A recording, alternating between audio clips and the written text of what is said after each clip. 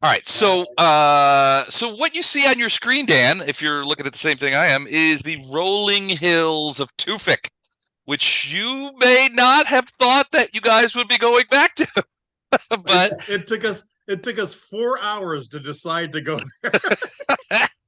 so there's been And a that's lot. all I missed. Yeah, that's it. I mean, you guys went a half a parsec.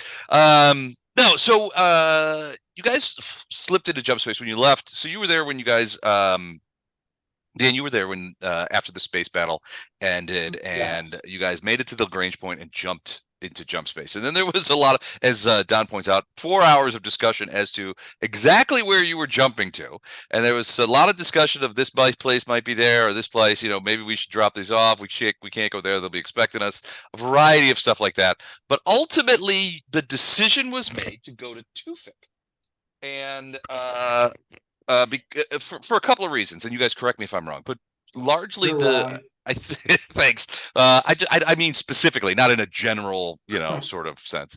I think the decision was largely hinged upon the fact that you had 87 tons of live animals and 2 tons of pharmaceuticals in the holds already when you guys left Cymbeline Station. Now this cargo was previously assigned cargo that you guys were supposed to take to Gleasy 150. But because of the how should we say, the pressure of current events, going to Gleasy 150 with this cargo was probably not a great idea, considering everybody knows that's where the cargo was headed. So you guys decided to jump to Tewfik on the assumption that you could offload the cargo there, and in large part a low tech place that you had previously been a couple of weeks beforehand might be willing to, or might serve as something of a safe harbor. Tewfik is not a They place that a lot of starships go. What? they wouldn't shoot on sight. Well, right, yeah, they wouldn't shoot on sight. Your known quantity there. I mean, there was a point where you guys went into orbit around Tewfik, and after a couple of hours, there was this sort of scratchy radio call from the surface, like, "Hey, who's that?" And they finally, and they were like, "Okay, come on down." And you guys eventually came down to Tewfik. Bishop, in this case, hi Chuck, by the way. Hello. You're sort of in the background, and you sort of slipped under the radar.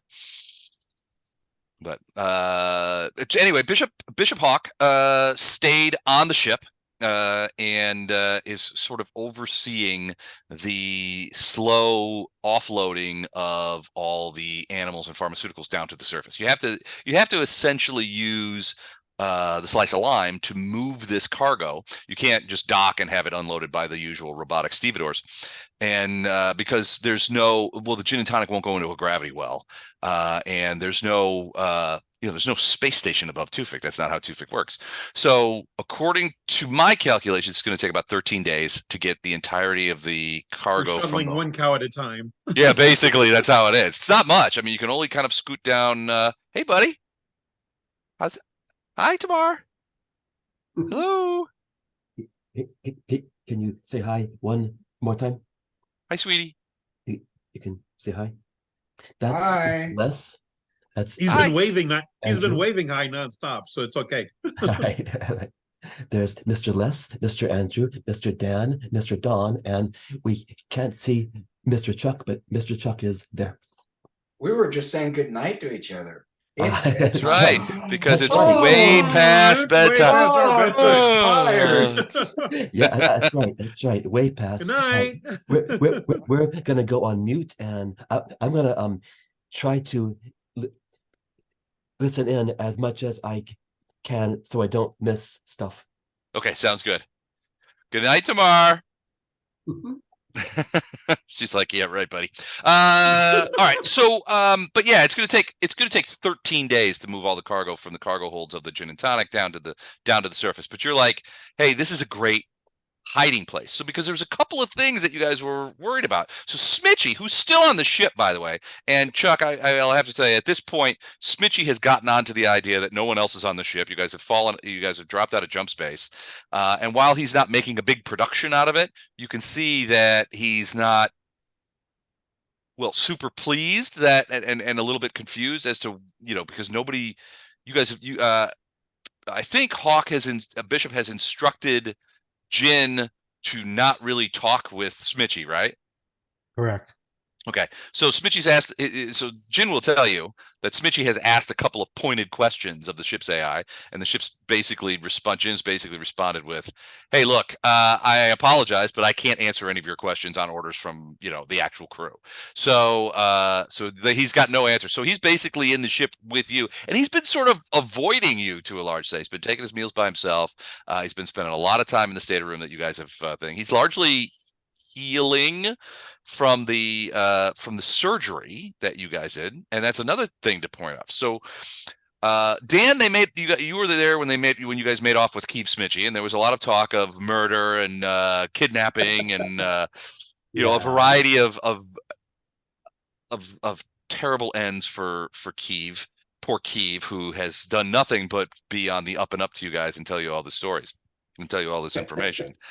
Just hoping to that you guys will uphold your end of the deal that you guys made. So, but there was a point last time, and you did actually miss this, where Jin essentially alerted Dr. Wagner and said, "Hey, look, I'm doing periodic scans of the ship based on the instructions that Captain Black has given me before, and I've discovered something interesting."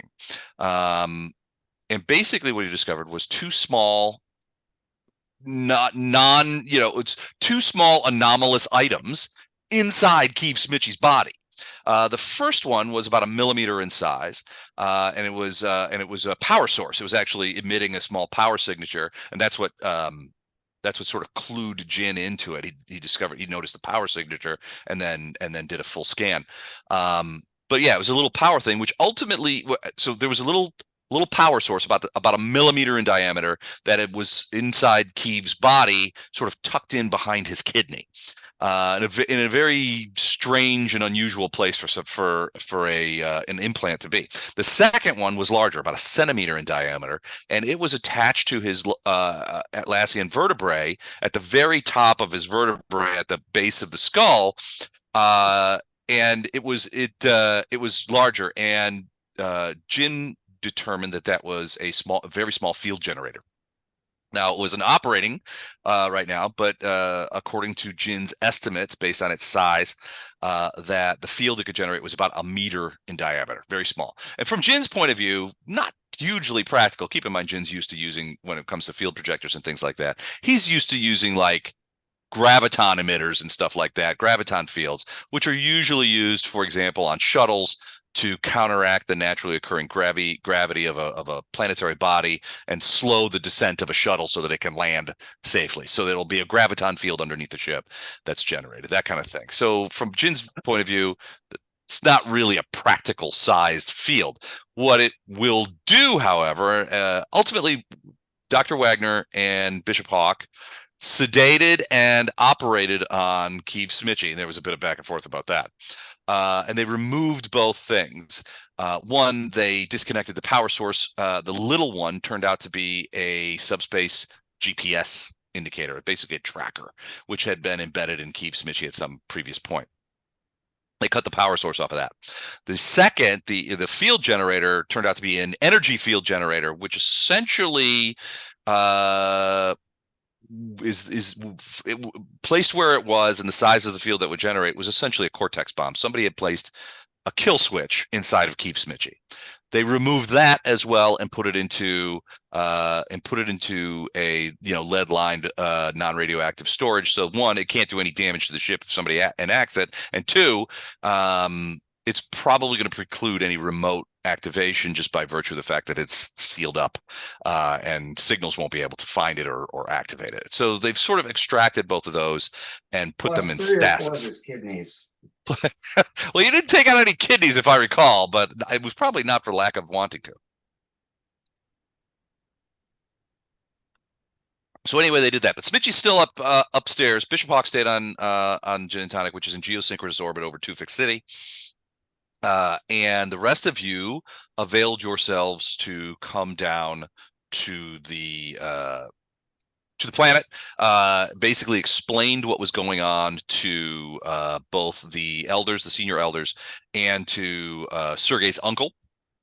And basically Sergei's uncle was like, look, you could talk that horse shit to the elders, but I know that this is not a social call, and he basically admitted pretty much everything to the guy. And he's like, all right, I get it. He's Sergei's uncle, right? He knows that Sergei is not exactly what you would call a proper businessman, I guess, for lack of a better term. So he understands, the idea of being on the run and that kind of stuff. In the meantime, you guys began to offload the cargo. You made a deal with the elders. They're certainly going to take the cargo, and welcome the medicine and things like that. So that's all taking place just slowly. So I have produced one of the things that I mentioned that I would produce is a timeline of events. Can you see that on screen, or are you still looking at the rolling hills of Tewfik? Rolling hills right now. Rolling hills. Rolling hills. Now the rolling hills are gone. The rolling hills be gone. Let's see what I can provide. How? There we go. Okay. Can you see a timeline right now? No. I Rolling see three hills. landscapes. Can you I see? see a Excel sheet. that Andrew, right? if you still see landscape, refresh your browser. Look at Zoom. You're probably looking at It the. might be in roll 20. Yeah, and Zoom. Okay, I It's see not it. in roll 20. Yep, I no. see it. That's Excel. So you returned to Cymbeline from your initial visit to Tewfik out right around standard July 1st. There was some refueling that went on. You were taking on cargo for a couple of days, and there was still some final, if you guys will recall correctly, there was still some final work being done on gin and that kind of stuff. That's where you met Bishop. On the 8th, you had what was going to be your initial meeting with Keeve Smitchy, which turned into a gunfight and in which we lost Coffin Doyle. Then you went into hiding, and that was on or about the morning of the 9th going into the 10th. You were in hiding at safe house at Sergei's safe house for 3 days. You managed to break into the gin and tonic, break out, engage in a space battle on the 13th, and on the 14th you were in jump space. You had decided to go to Tewfik.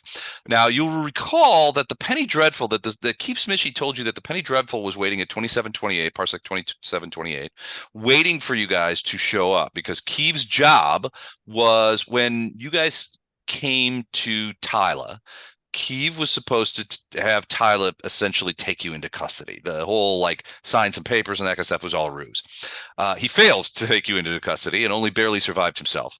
But you guys essentially captured him, took him with you, and now he's gone. But what he told you is essentially he was supposed to capture you, put you in stasis, and take you out to 2728 to give you over to Captain Lamont and the Penny Dreadful. Now, the way he described Lamont and the Dreadful was the idea of look, I've been working for the Ursay for a year. Lamont was working for them when I started, so he's been working for them at least a year, probably longer.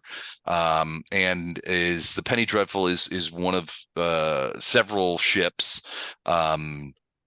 that and Lamont is that they use, and Lamont is quite high up in their hierarchy. He's quite trusted, according to Smitchy.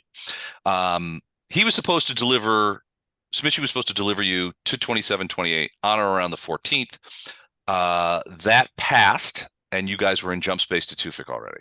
So there was a difference. We were the delivery. When you say they're waiting for delivery, we were the delivery. You were the delivery, yeah. And that was what Smitchy was supposed to do. Tyler guys were going to take you into custody. You guys were going to disappear into a ship that Smitchy had already contracted and was ready to go. That ship was going to go out and deliver you to the Penny Dreadful. Okay. But that didn't happen. And you stole Smitchy to boot. So while you were in jump space headed for Tewfik, the Penny Dreadful basically was going to wait a day, and if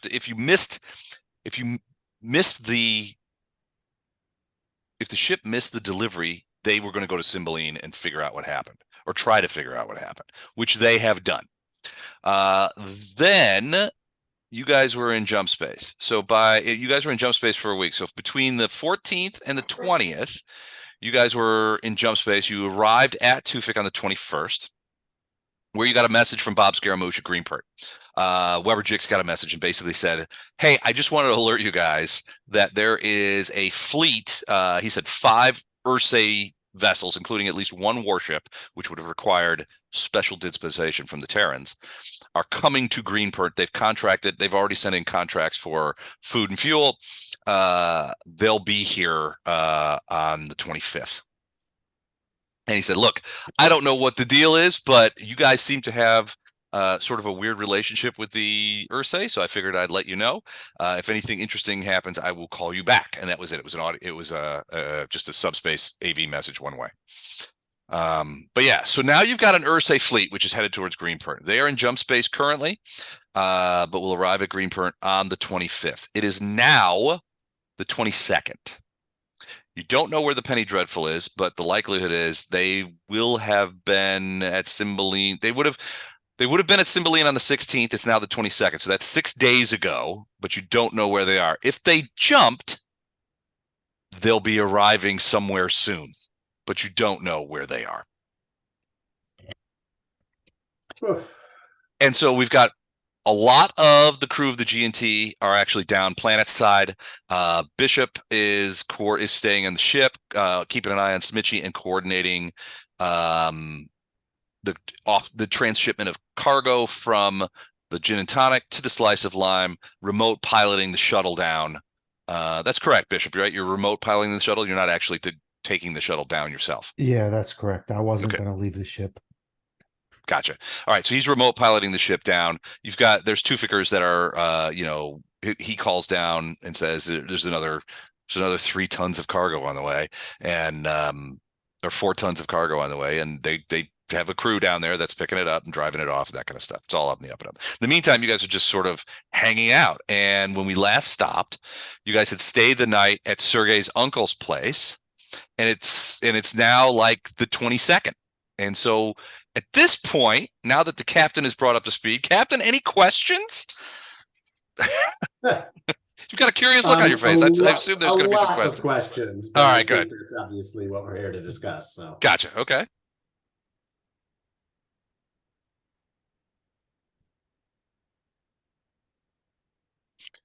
What are those questions? what does anybody have a guess as to why the Ursay fleet is heading to Greenport? To kill us. The entire fleet? Well, it's not the entirety of the Ursay fleet.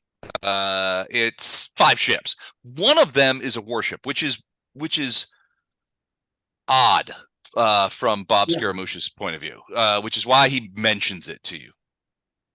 I mean, that seems bigger hunting equipment than they'd need for us. Although it reminds me of that line from the one Star Wars movie where they send every ship they have after the Millennium Falcon, and they really hate that ship.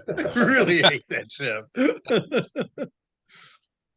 I don't know. We're getting pretty hated, actually. Do you think they still think we have something that they're after?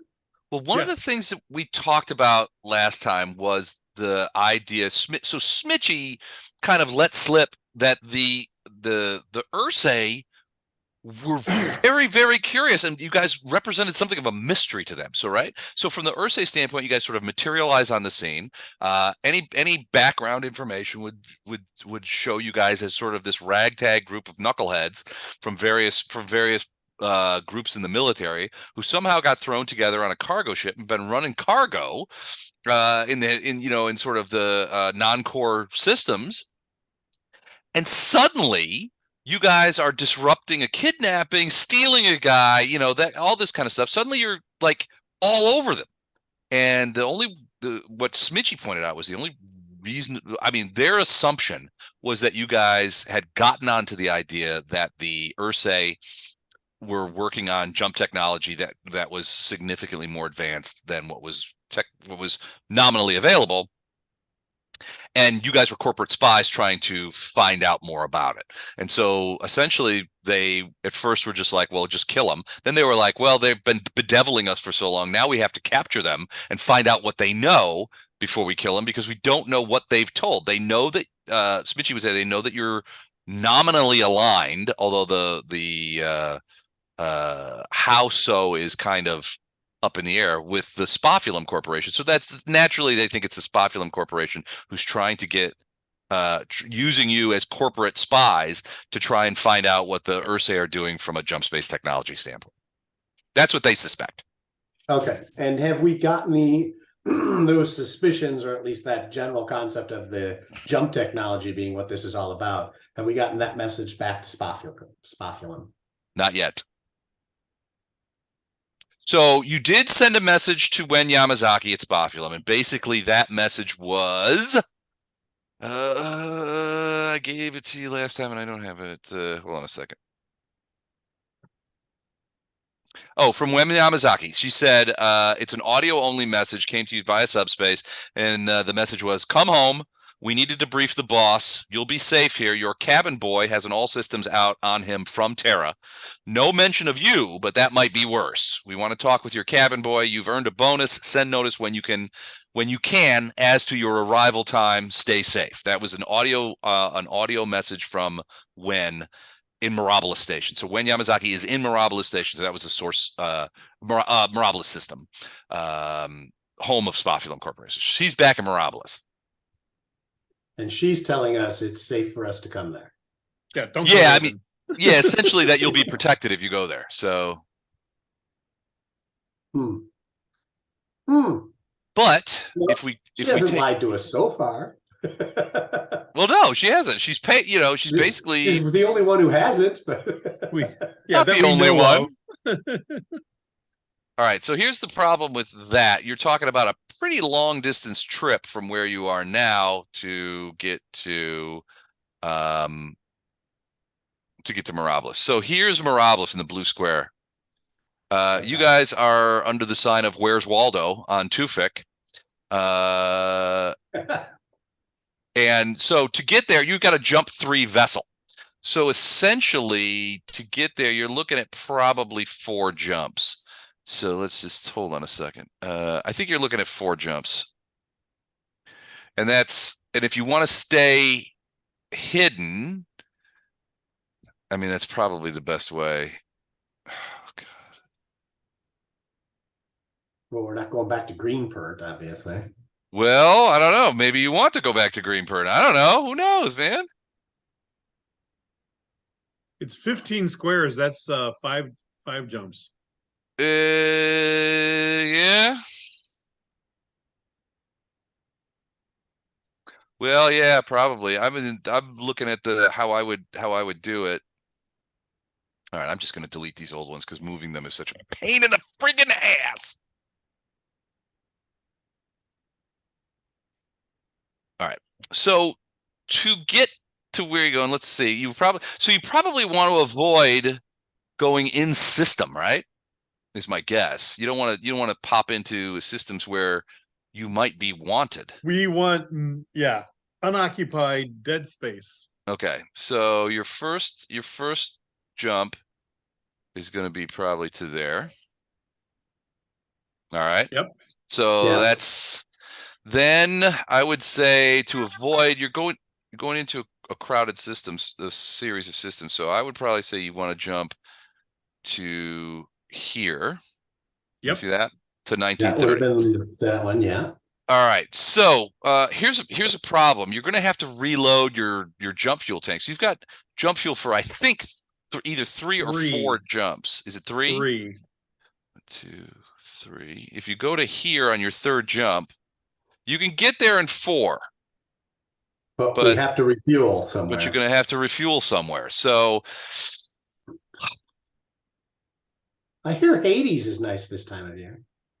Hades is Kazinti territory. I know, I was joking. Oh, thanks. That's the problem name. with is those so one, Tewfik doesn't. Oh, you've used a week's worth of jump fuel to get to Tewfik. So you really only have 2 weeks of jump fuel. Right now, yeah. Right now. So the red zone between Loki and Dismal, that's a fronter space. The red zone between Hades and Forlorn, that's Kazinti space, and those What if purple ones are sort of contested. what if our second jump takes us to here Yeah, and I we was looking at the same refuel? one. Second jump to Hephaestus, Okay. next to Hades. Yeah, that. But Refuel them. here's the trouble there. That's a core Terran world, Uh-huh. which means it's under the legal rubric of Tyla. Now, Right. while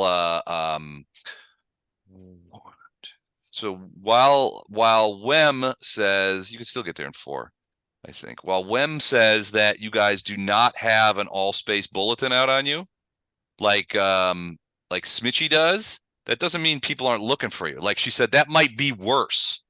That they're not broadcasting it because they want to capture you. Hephaestus system, I mean, it's an A-class starship. It's a core world. You're not guaranteed of safety there, is what I guess what I'm trying to say. I know. But it will definitely have jump fuel. Well, which areas within a couple jumps are a little more low key and have fueling stations? What about our first jump to here at Dismal? That's Kazinti again, right? That is a front. That is the front home world. Home system is Dismal. And they love us, right? Well, Yeah.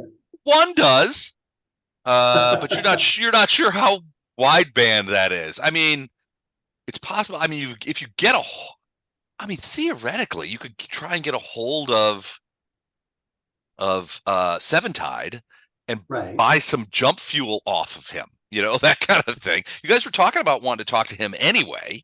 To turn him on to the idea of fighting the Ursay at Greenprint, which would be a major breach of protocol.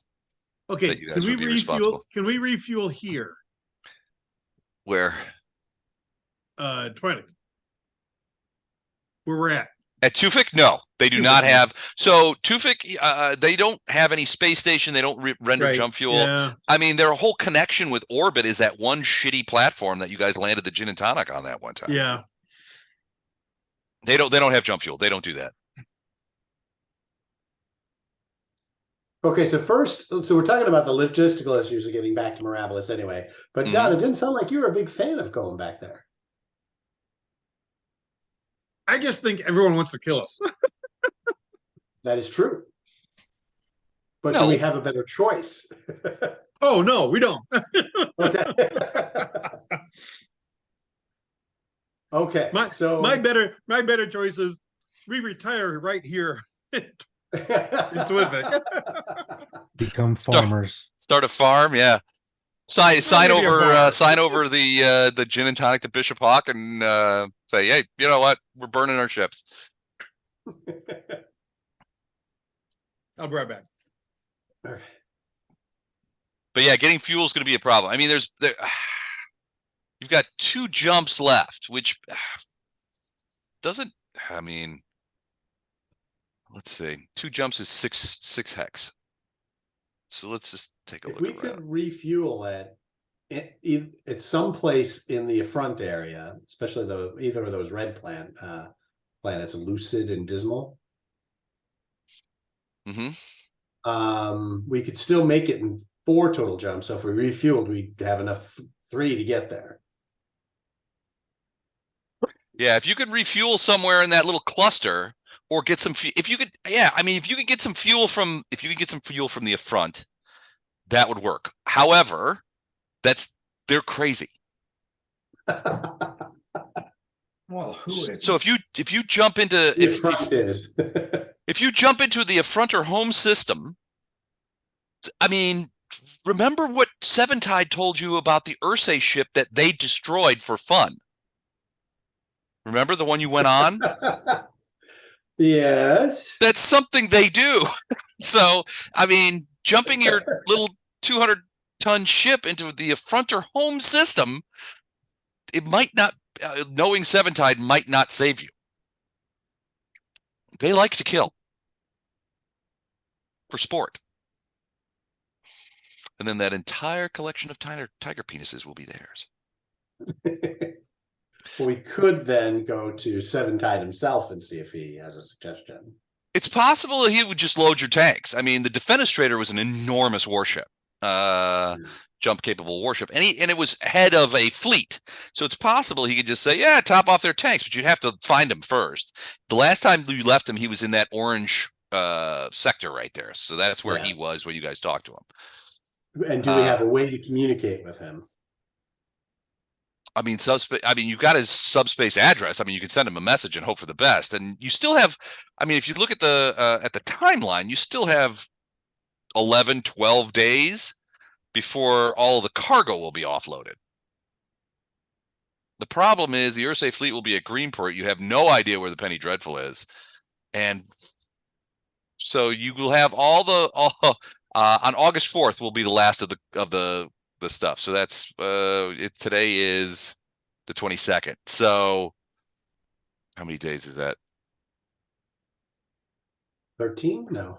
12 days. Yeah. So if you've only been offloading the cargo for 1 day. So we've got time to kill anyway, but we still want to know what we're going to do when the cargo's offloaded. Yeah. I mean, you could send messages. So the Gin and Tonic is in geosync is in orbit around Tewfik, and is the only ship in system. So right now it's quiet, and Tewfik is not a place that you see a lot of traffic, right? Right. People don't just go there. It's widely known as being sort of off the beaten path. But even so, populated I still feel by. like we're a hot potato that I don't want to stay in one place for very long. One option obviously is we send a message to Seven Tide, tell them basically we need your assistance with fuel, but we have some very interesting information that we think you're going to want to hear. Okay. Arrange to meet with him, and hopefully he'll appreciate the information enough that he'll let us buy fuel from him. We don't need it to be free, right? Sure. I mean, probably.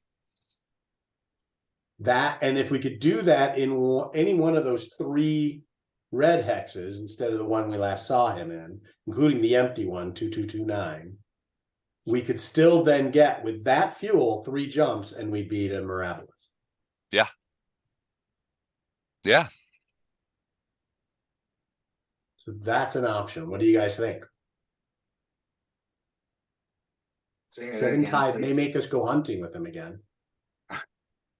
I don't know. His human friends coming back after a few months. There's bound to be some sort of festivities going on.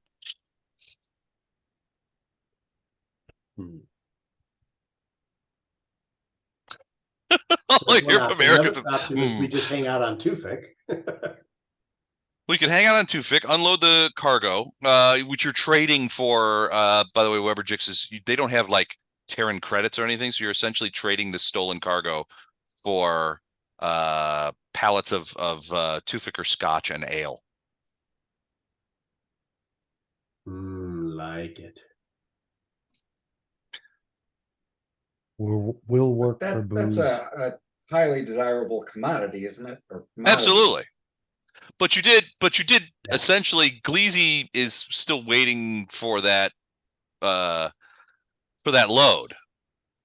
Mukaldeen, that's where you guys were supposed to give that load. That's where you're supposed to deliver. Ale instead.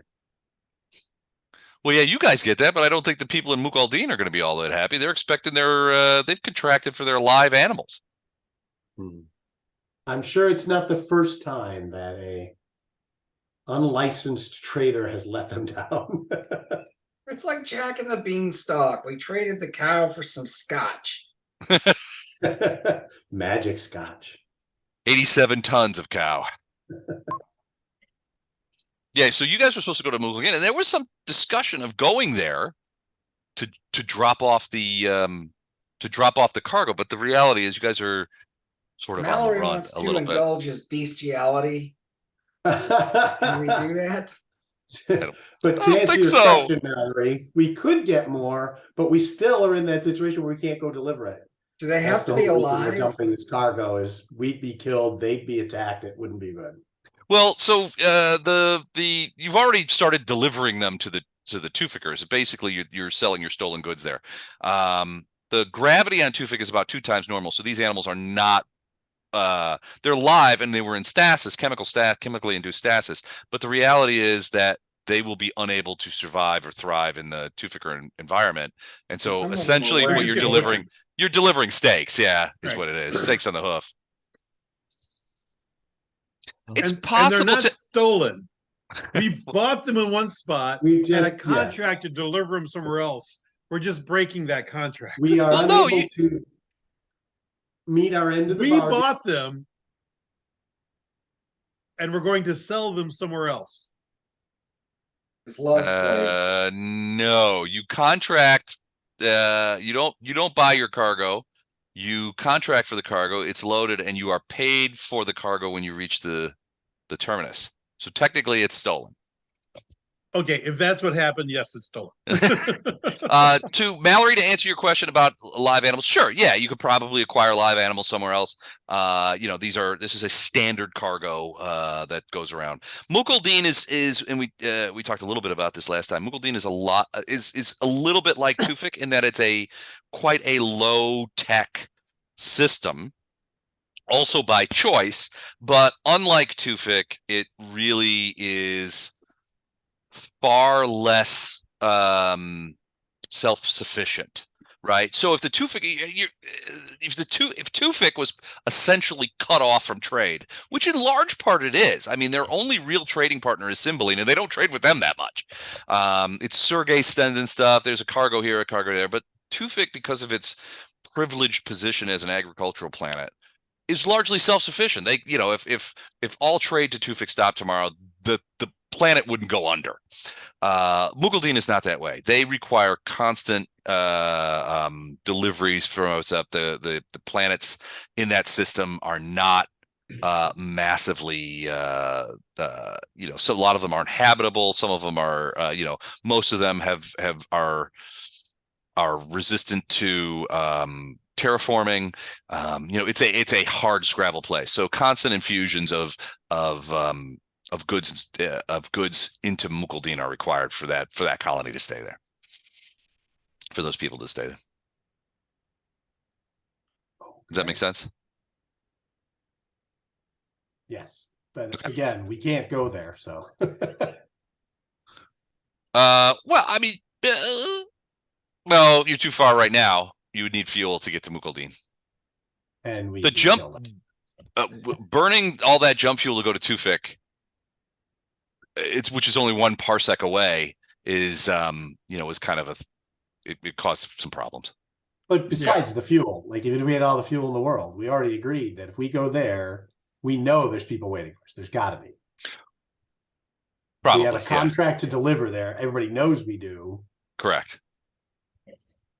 That's correct. So we're just stuck. Okay. Well, so anybody got better ideas? Tam, did you hear where we landed while you were off screen there? No, I did not hear. But wherever you guys decide is fine with me. Where? Our thought is to contact Seven Tide. Yep. Tell him we have some important information for him that we think he'll want to know, which is basically tell him about what's going on at Greatburn. And ask him to meet us in one of the 3 red areas where the front is. Possibly that empty one would be good. 2229. Okay. Yep. Then try to convince him to sell us some fuel. And hope he's happy with the information we're giving him. That'll give us enough fuel for the 3 jumps remaining to Mirabolus. Yep. So probably time to that keeps us on the right path that we wanted to go to. Lets us refuel. Yeah, I'm good with that. All right. So you guys are so from the ship, you're going to send a message to Seven Tide, basically what you just said. Meet us at 2229, and you select a series of coordinates within that parsec that will say meet us here, if you can, and then Well, I guess you would have to say, because you can't really set a date. You would just have to say, well, I mean, you could, when the cargo will We be know when done we can loading. be there, but we don't know when he can be there. Right. So I guess, I mean, if you send him a message, you could expect at some point there to be a message coming back, Right. you know, So it'd be saying, more of a question: can you meet us, and if so, when? We have important information to share. Hope it's important info to share. Hope can meet in 2229 in approximately 2 weeks' time, if you're available. okay. Yep, we could. So you go. You would have. Well, Black. Where are you? Are you staying on the ship? Or are you going down to Tewfik as well? Um, I guess who's on the ground? Everybody but Everybody. Bishop Hawk and Keep Smitchy. Bishop has said he doesn't want to go down to Tewfik. He doesn't like gravity. Okay. If Tam went down, then I'll stay on the ship. Tam went down, as far as I Okay, then remember. I'll stay on the Correct, ship, Don? so we Yes, got- yes. Okay. Because I can pilot the ship, I'm and so at getting a least drink. one pilot's with the ship. And all. Yeah. If you guys, if everybody down on the surface gets killed by angry Tewfikers, And then one you of guys these can two still figures. between you and Bishop, you could probably get out of there. Darn, two figures. All right. So you go ahead and send that message by subspace, and so it's out basically to see what happens, Okay. what sort of response you get. And, All right. and with that, I got to step away for a second. I'll be right back. Okay. All right. So other than that, everything is going pretty much to plan. And you guys are sort of, it's a couple of days later. You guys have continuously sort of not 24 hours, but certainly 12 to 15 hours a day. Bishop, you are offloading cargo. You're getting there. And we finally find ourselves on the 24th. That you guys are there when something Bishop Jin notifies you that you've got a system a prox alert, and you're like, tell me what the dealio is. And essentially hold on, I want to make sure that I got this right. Oh, I'm sorry.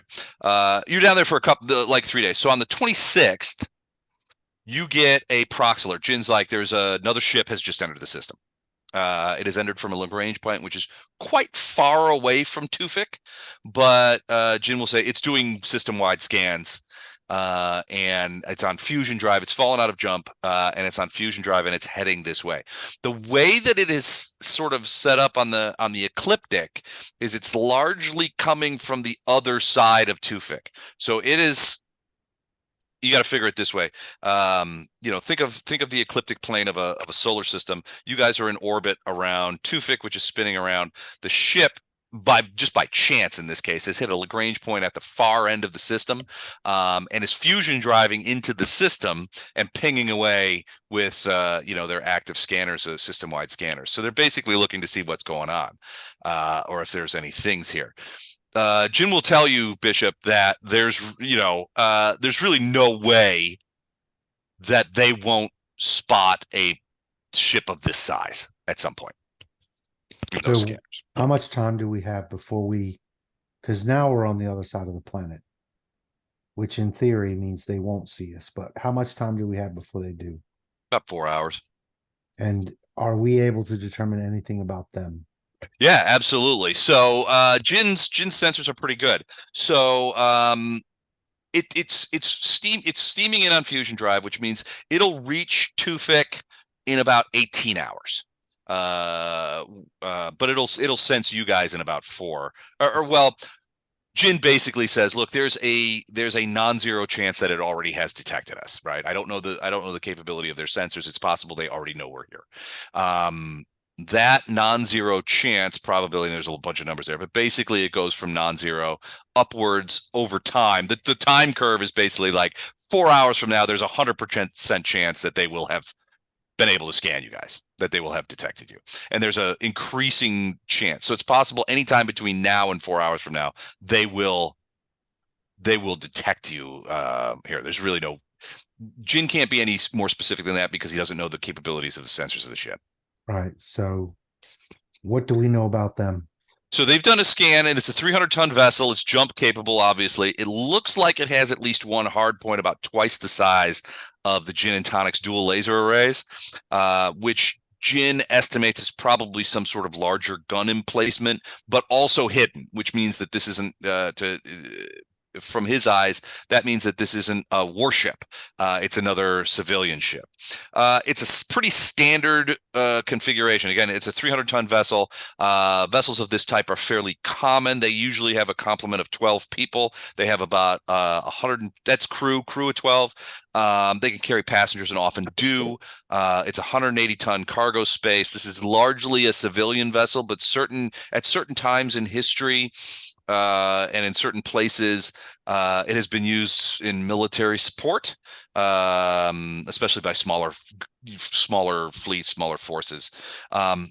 According to the transponder, this vessel is called the Outstanding Contribution, and the captain's name, at least the captain on file with Terra, is Nico Blake Equatorius. The vessel is registered out of Barnard Star, and the AI is registered there as well. The AI is reportedly named Rotus. Barnard Star is here. So he's a long way from home. Right. Well, actually, he's about 2 jumps from home. So But- I'll report that to the captain Okay. because What do you think? I don't know if they're friend or foe. So we can- before the general left us, he taught me his I know a guy skill. I want to try that out and see if I know this guy. Well, so that's not how I know a guy works. I know. So stop cheating. No, None of that works that way. none of that works. So you've never heard of the Outstanding Contribution or Captain Equatorius.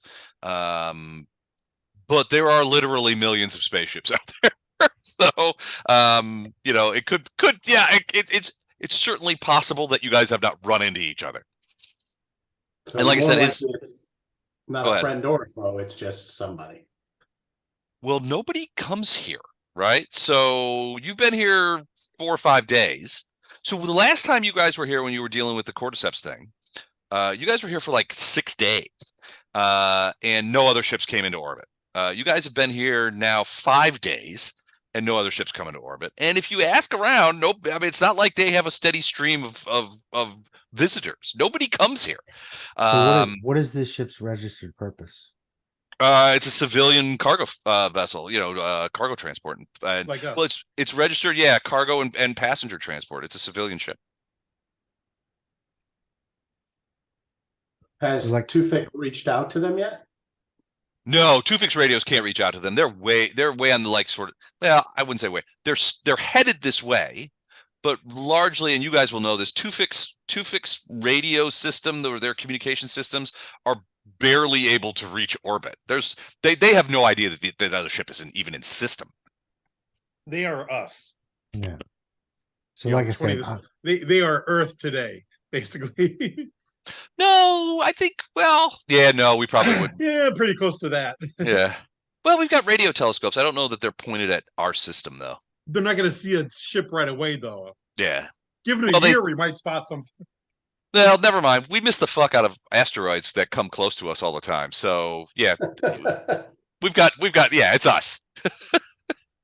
so like I said, I'll let the captain know and ask him what he wants me to do about it, if anything. Well, I've always lived by the motto, hope for the best, but plan for the worst. Okay.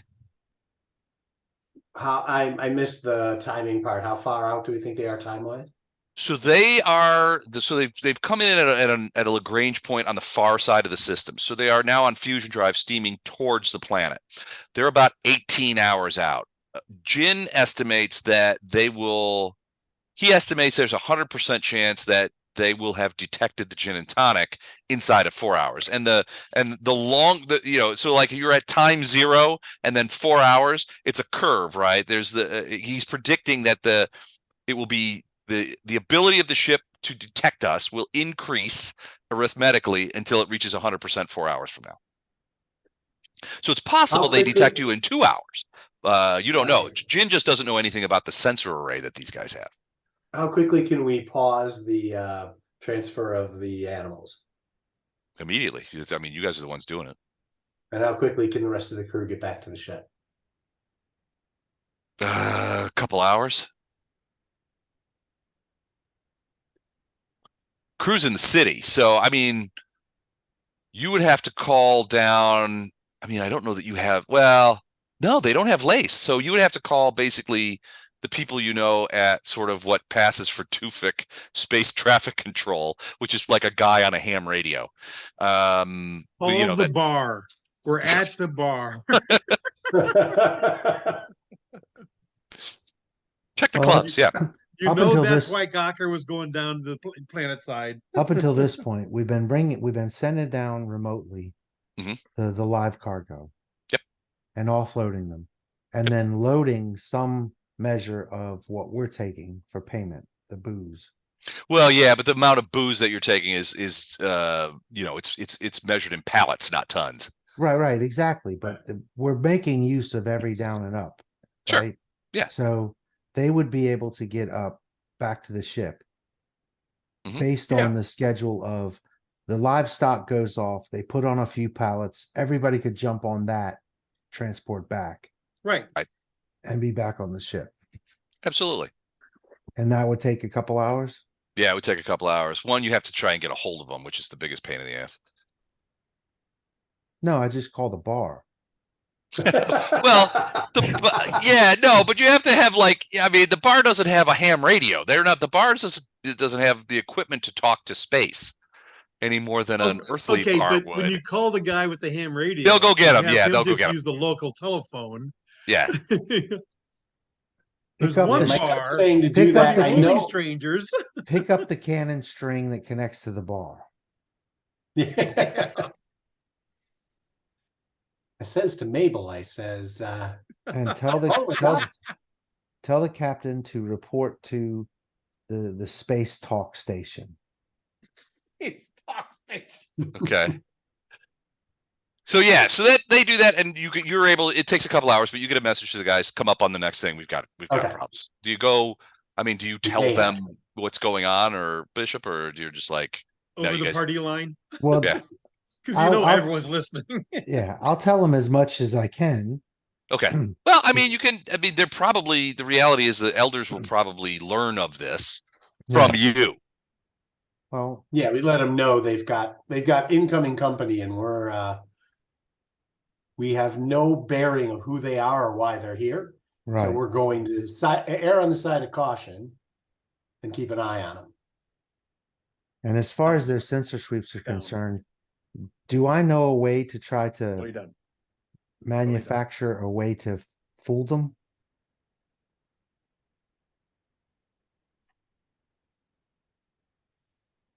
Possibly. The problem is it's hard to hide a ship, right? I mean, and Well, you don't know, it's- and you don't know the capabilities of their Right. sensors. But it's only hard to hide a ship if you can't hide it as something believable. So what I'm True. suggesting is do I think anyway that I could make adjustments to the system so that any reasonable, I know what sensor scans are capable of. Hmm. So without trying to fool God level sensors, because that would take way too long, is it possible to make the ship look like space junk or an asteroid or something other than a manned ship with an AI?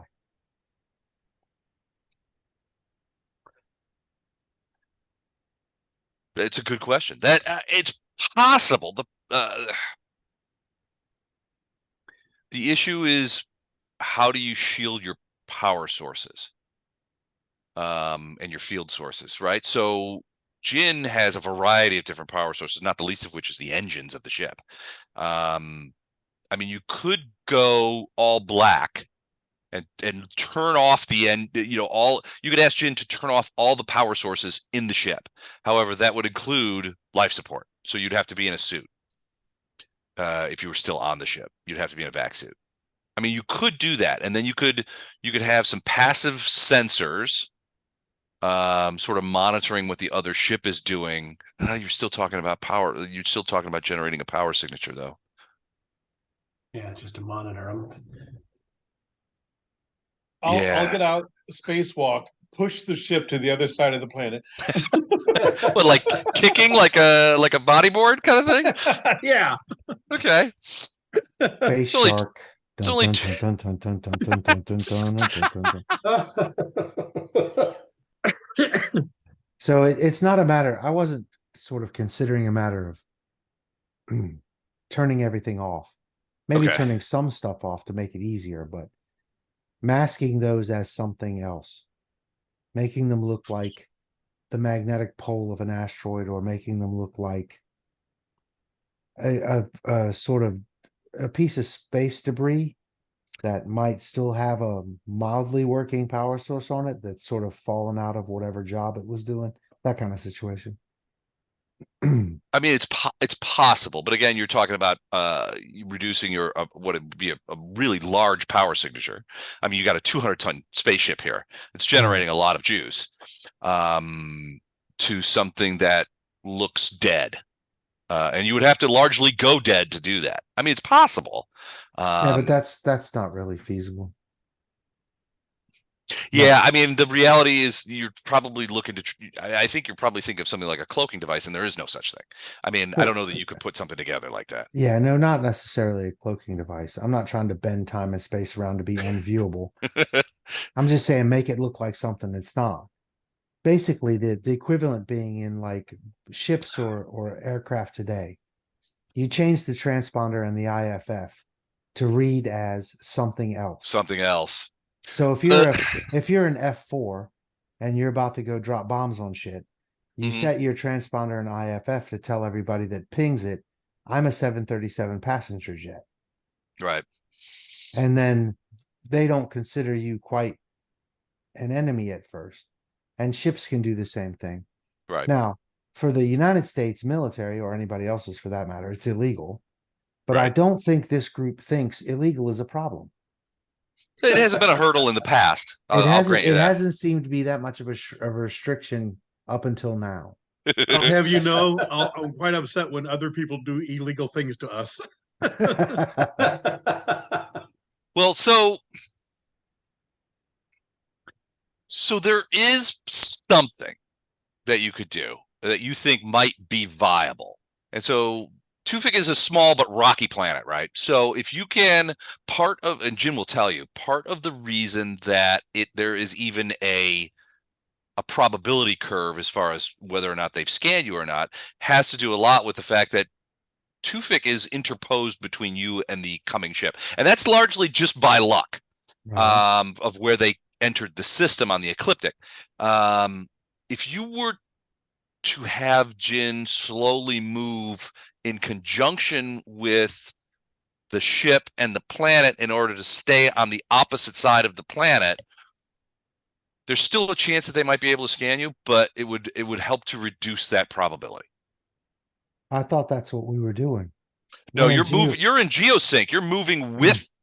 Basically, it's moving. We talked about into sight, pushing it, but we can. Yeah, you'd have to leave geosynchronous orbit. You'd have to leave above. So right now you're parked above Tewfik City, which is literally the only city on the planet. Yeah. You could do that, and because of the rotation of the planet, because you are sort of in geosync, what it's doing is essentially rotating you into Towards vision towards them. Yeah, into their scanners. And you said we can't get the crew back up here for 2 hours. 2 hours. So there's still a possibility that they'll spot you, but at which point, at 2 hours, they're at the 50% mark of being able to scan us. Around there, yeah. And if I move out of geosync and follow the planet around to keep shielded, I'm not going to be able to get the crew back. No, you can. So the shuttle is the shuttle. It won't be easy. It will be more difficult, but the shuttle can chase you essentially in orbit. The problem is the shuttle liftoff from the pad will be noticeable. Yeah. Or potentially noticeable. And then you've got another moving vehicle in orbit. Which is sort of doubling your chances of being spotted. Okay, all of them are on the surface. I'm just going to bail. You're just going to take the jet attack. I'm like, I'm out. Thanks for the ship, boys. So I am gonna retire like I thought I wanted. It's just a little more forced. Yeah, And hold on, you'll I'm still on the ship. you'll be a fantastic farmer, Don. I'm Oh, so having the a bar. so I'm the taking over the bar. the captain's still on the ship. Yeah. Yes, Captain's I'm still on the ship, yeah. Oh well, then Yeah, obviously this is your call. What do you want done? I'll lay you out what I have determined I think are the options. Okay, go for it. Go for which? This was a multiple Well, choice lay question. them out. What? What do Give you them see the the options options. as being? Give them the options. We can stay in geosync, and we've got 4 hours until we're 100% sure they've scanned us, but it could be earlier than that. We don't know their intentions. We don't know what they are, except they're a 300-ton civilian ship with cargo and personnel greater than ours. I can take us out of geosync and move us into rotating orbit to try to keep the planet between us and them. But it will be more difficult to get the crew back. It might extend the amount of time we have before we're noticed, but it'll still be you and me on the ship. If we launch the surface vessel to bring it back to the ship and bring the crew, then that again increases our chance of being spotted, which But may if we do it now, which may not be a bad thing because we Right. don't know what these people are into. But in my short time on this ship, you guys are being chased by everybody who wants to kill you. So I'm just going to assume the worst about the new visitors in a system that doesn't get visitors. totally agree. That's why I wanted to get them back to the ship now before they hit even that 2-hour window where they can just start to scan us. And Get the surface ship back tucked in. I like the idea of maybe hiding a little bit on the backside of the planet, but I'm not panicked. I don't want to necessarily get set for combat with them right off the bat just because they happen to come to the same planet as us. But I want to be ready for combat if they initiate it. okay, well, we can bring people back. It'll take a couple hours. And with the 2 hours we're spending bringing them back, we're still in the probability curve of being seen. Geosynchronous orbit It might be doesn't seen, right? it Right. doesn't become 100% until at 4 hours. But they could perceive us now, 15 minutes from now, or 2.5 hours from now. Or Depends they on may their have sensor. already perceived us. We don't Correct. know. It depends on their sensor abilities. But we Like I can't said, I tell don't what I they don't want are. to hit all the red alert buttons. I just want to get the crew back as quickly as possible. Oh, well, some Kirk you make. He red alerts everything. I don't like sleeping with green alien women either. Not yet. Yet. It's a taste. Have you tried it? So So I think we send the message to get them back. We stop the transfer. As soon as the transfers stop, yes, let's kind of move ourselves into a position where the planet is between us and them. okay. So evacuate the surface. which Evacuate the surface, stop the will- transfer, and for the Well, the time being, trans- put ourselves on the backside of the planet. yeah, the transfer stops when they offload the cargo and the crew gets on and comes back. All It's good. the same ship transferring the cargo and bringing people and booze back. Right. So if we wait for that to happen, that'll be at 2 hours. And then at that point, I can drop us out of geosynchronous orbit and keep the planet in between us and them. If they haven't noticed us by then that will increase our odds of remaining hidden. Yep. Cool. I think have- that's our best option. I have my orders. All right. So yeah, though you guys down on the ground, you guys get you get a call from people come by and said, "Hey, the boss is upstairs. They're calling." You guys go to the ham radio site, and it's basically like, "We need you to come up on the ship right away, catch the next return voyage of the slice of lime," which you guys do. Takes about 2 hours, but ultimately you reach the ship. Bishop, you have not seen any changes in velocity or direction from the Incoming outstanding ship. contribution. Yeah, the outstanding. It's called the outstanding contribution. They have not changed vector or speed. They're still using fusion drive. Your guess is for a ship that size, they're about 75% fusion. So they're not burning rubber to get in here. They also have not hailed you. There's no subspace radio traffic. They're not calling anybody else, as far as you know. And they are headed. They have. I mean, you've extrapolated their vector, and they are definitely looking to intersect with Tewfik. Okay. All All right, so you guys are going to stay on the opposite side. You're going to stay on the opposite side of the thing. Basically, what you're doing is you're lifting out a geosynchronous orbit. Tewfik is rotating underneath you, and you're essentially keeping the outstanding contribution, sort of on a On the other side, diagonal, right. on a line. Okay, so I'm going to need a computer check from Bishop and a piloting check from Tam. Nope. So I don't have your sheets open, but let me get them open so I can take a look at what you guys have been doing.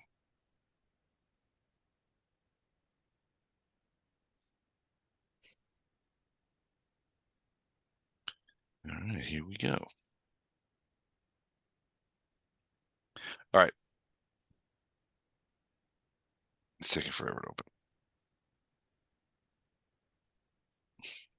Guys still there? There. Yep. No, I'm gone. All right, 11 for the piloting check. All right, so in this case, that's a decent enough roll. It's Gawker, 2d6. It's you're not supposed to be rolling 2d6. We do 20s now, oh man. shit, we do 20s now. I'm still doing the 2d6. Hold on. All right, so you are the pilot, so you're trained in piloting, so you get 3 off of that. If you do an edge, that's 6 off of it, and the skill check is DC 15, so you need a 9, unless you want to burn some intellect points. Hell yeah. Okay. Yeah, I've got 1 edge and speed, but I can't use that for this particular thing. No.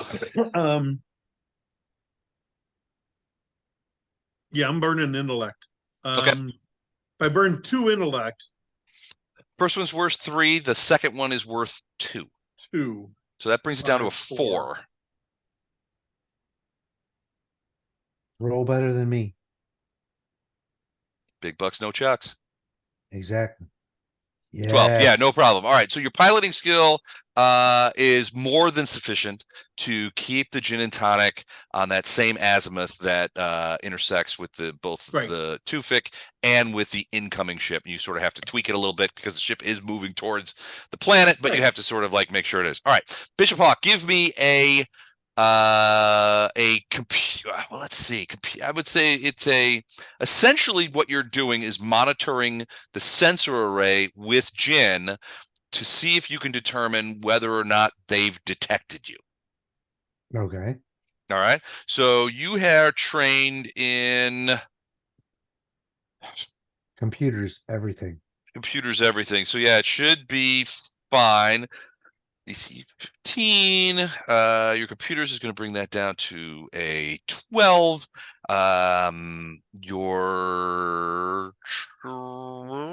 You've got all right. So you've got 12. Trying to see if there's anything else here. Navigation probably, so that'll bring it down to a 9. And then you can burn intellect points or use a special ability as per needed. So I'll use Hack the Impossible. Okay. Persuade robots, machines, computers to do my bidding. Okay. That's 2 intellect All right. points. So are you using that to assist, like I guess assist Jin? Yeah, basically. Okay. I'm trying to get the DC down as low as possible. Gotcha. Okay. And that's the most powerful computer use skill I have. Got it. Beyond the training and all of that. So Right. it was 5 before. Okay. So now I use that. It's a 2 intellect point skill. Right. That brings it down to what? So it was 9 before. I think it was 9. Hack the Impossible will bring it down 6 points to a 3. Okay.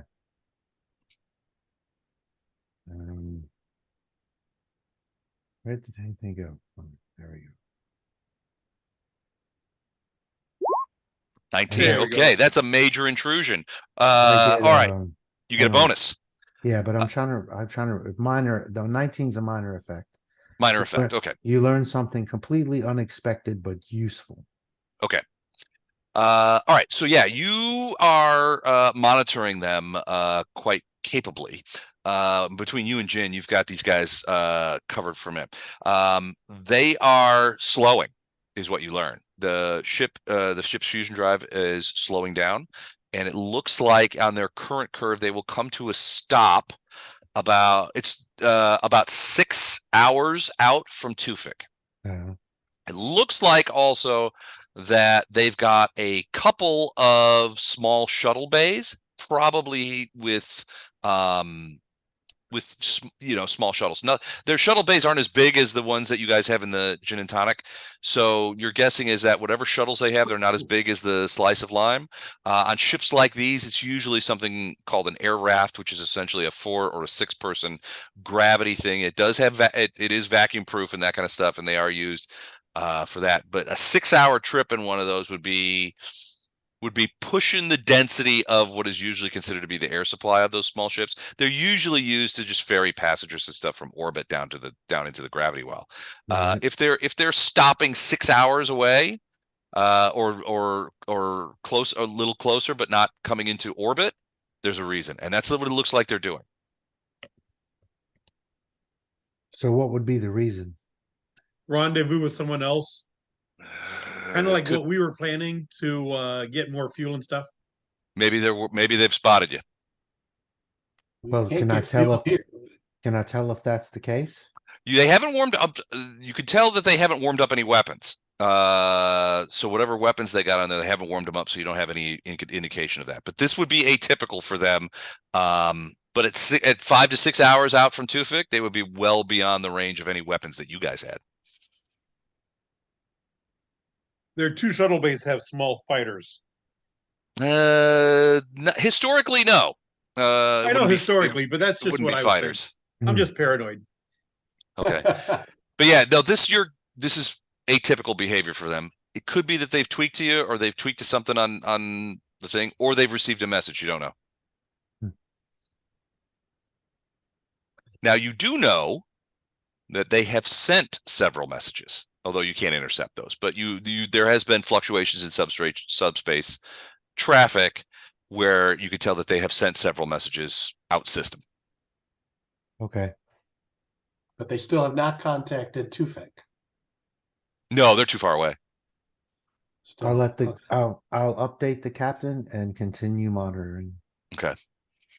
All right. They do indeed slow to a stop. Their deceleration curve moderates a little bit once they hit 6 hours out, but they actually come into a stop in space about 3.5, 4 hours out from Tewfik. So it's still a fair amount of distance. Fusion drives are pretty good, and they do release 2 small gravity propelled vehicles, which begin heading towards Tewfik. Now these vehicles are graviton field propelled, so they would almost certainly need to land at the shuttle port. You wouldn't be able to just park them in a local forest or on a hill. They would need certain. One of the things about the shuttle port in Tewfik, it's not sophisticated, but it does have graviton reactive basing, which allows your graviton field generators to interact with the gravity. So it's designed to accommodate these kind of ships. You can't just land an air raft somewhere in the ground. You have to. They'll be heading. If they plan to land on Tewfik, they're headed for the shuttle port. Right. Well, They'll need to. They can, quote unquote, land them in the forest, but that's where gravity takes over. Yeah. Usually wreaks havoc on anyone who tries to do that. Yes. Yeah, it might not be. They might not be lifting off again. Yeah. But yeah, your guess is, and if in the business, we call that crash and burn. Well, they do seem to be heading towards that area. You see them making maneuvers to The port. to not to abort, but to head towards the I mean, it's obvious that they've detected the location of the shuttle port, Yeah. and they're headed that way. Yeah. Okay. Once again, Doesn't seem update like the there's a reason captain to and stop them.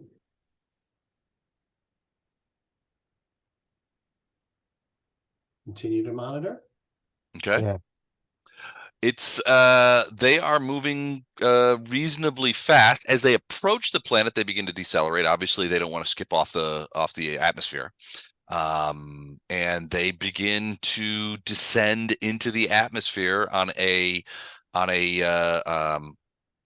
deceleration arc that would bring them in contact with the thing. They're landing at Tewfik. You're not sure if Tewfik has contacted them or even knows they're there. Remember, their near space Tewfik near space sensors are almost non-existent. It took them a couple of hours when you guys were in orbit before you got even a shitty ham radio reach out from these guys. It may be that they visually saw you. I mean, you put it in geosync over their only city. It's possible that somebody with a telescope or binoculars was like, "Hey, there's a spaceship up there." Yep. Is that a second moon? That's no moon. No, dumbass, answer the radio. Something as small. So these are little 4-banger air rafts. They're 25 feet long, 30 feet long, and half again as wide. They're small. They probably would not see them coming. So should we radio Tewfik and let them know they've got company on the way? Oh, for sure. All right, so you guys gonna radio down and let the elders know that they've got people headed for their Definitely. their thing. Port. Okay. So in this case, Elder Rikus, who's the senior elder there, gets on the ham. I mean, you guys call down there, and it's like, that same guy's like, and so Elder Rikus gets on the I'll have radio. A cheeseburger, large fry, and a shake. Large orange drink. Yeah, he gets on, and he's basically like, "What do you mean? We saw that you've lifted off. We saw that you've left orbit. Is there a problem?" And what do you tell the guy? Just showing an abundance of caution. Okay, I can understand that. What and you're basically saying that we have a couple of ships coming down to our unannounced to our shuttle port. Correct, and have made no attempt to contact anybody as far as we can tell. Okay, we did not detect anything like that. Yeah, basically, he's like, do you know when they'll be landing? It's going to take us some guys it's going to take us a minute to get out there. But then he comes back and he says, we already have some people out there. They were waiting for your ship to come back with the new cargo. Yeah, just make sure they understand these the ships coming down now are not us. Don't know their intent. Do we need to withdraw them? Do they need to withdraw away from the port? And don't know. This could be nothing. We're just being cautious and letting you know. And are you coming back? Yes. Are you coming back? We miss you. Okay, so Captain. Yeah. Tell them no for right now in case this team interrogates them. We have left and we're not coming back.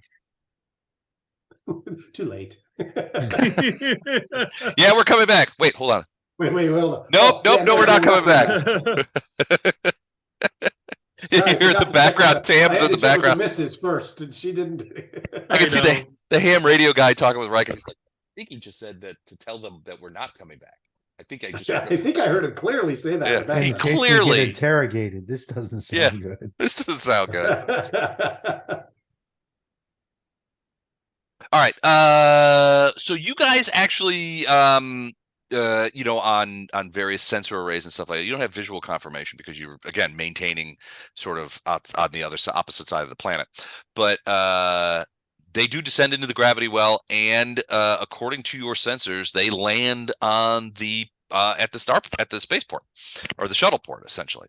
You don't hear anything else from Rikus for a couple of minutes. They come back. The guy's like, we've withdrawn our people from the shuttle port. Can't confirm. 2 vessels have landed. At least a couple of people. We've got, and they're like, we've got some people taking a peek, and we've seen at least 2 people come out of there, and they're just like hovering around the shuttle port. They haven't gone to leave anything, but the two shuttles have landed there. They've got some of those guns that you guys brought last time. All right. This isn't sounding good. I don't say this to them, but Well, so yeah, basically they both landed, and the guy, the report that you're getting from the surface is that at least some people have disembarked out of the 2 ships, and that they have guns. They're armed. not good. Maybe we should set up in battle stations, guys. The outstanding hasn't moved. The Yeah. outstanding contribution has not moved from about 3.5 hours under fusion drive away from the planet. So it's basically let the shuttles kind of. But it's sent an armed crew down without announcing it either, right? Well, you got a better look at those shuttles, and those shuttles are essentially either 3 or 4 person shuttles. Dr. Wagner, give me a quick medical check. Let's see. Based on your thing, I'm going to say DC 12 on that. Medicine, anatomy. So medicine, your thing. So that's going to take it down to a 6. If you want to use some intellect points, you can do that. Or you can use edge, which brings it down to a 3. A 3 or better. I don't know, guys. What do you think? Do I need to use extra effort on this? No, 3 or better is good. 1 Yeah. intellect point will make it Automatic. automatic, yeah. I don't know that. Yeah, I think it's worth the risk. Don't Okay. use the extra point. I'm sorry. I wouldn't Not throw in use the the extra extra point. You've point. already got a good roll. Okay. Ooh, that was close. Too close for comfort.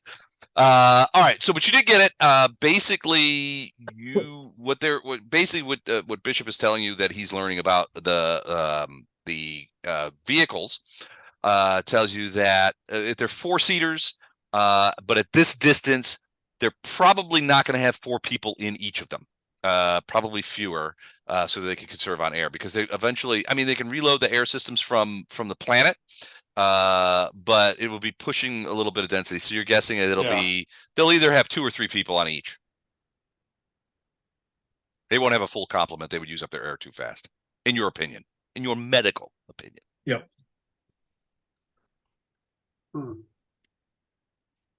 And I assume that he tells you that. Okay.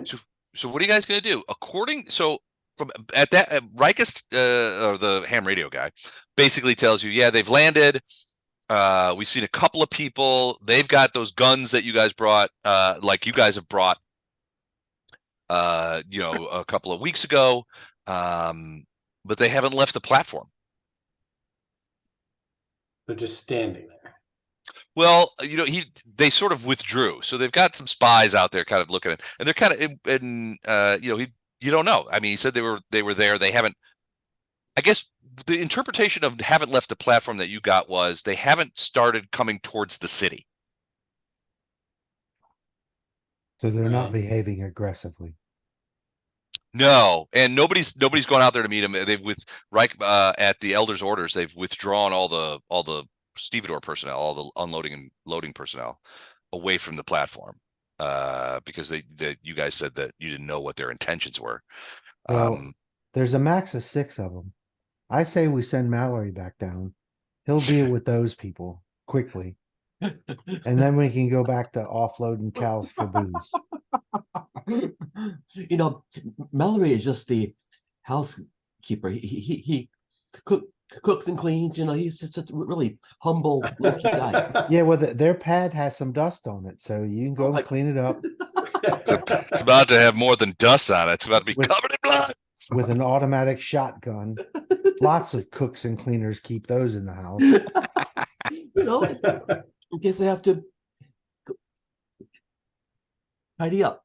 Yeah. Because if there's one thing about an automatic shotgun that you could, I mean, if there's one adjective that you could attribute to that, it's tidy. tidy. Mallory, Tam will go down with you. Okay. Great. I'm not shooting anything. I'm just drinking while I'm down there. Now, it's hard to carry a automatic shotgun concealed.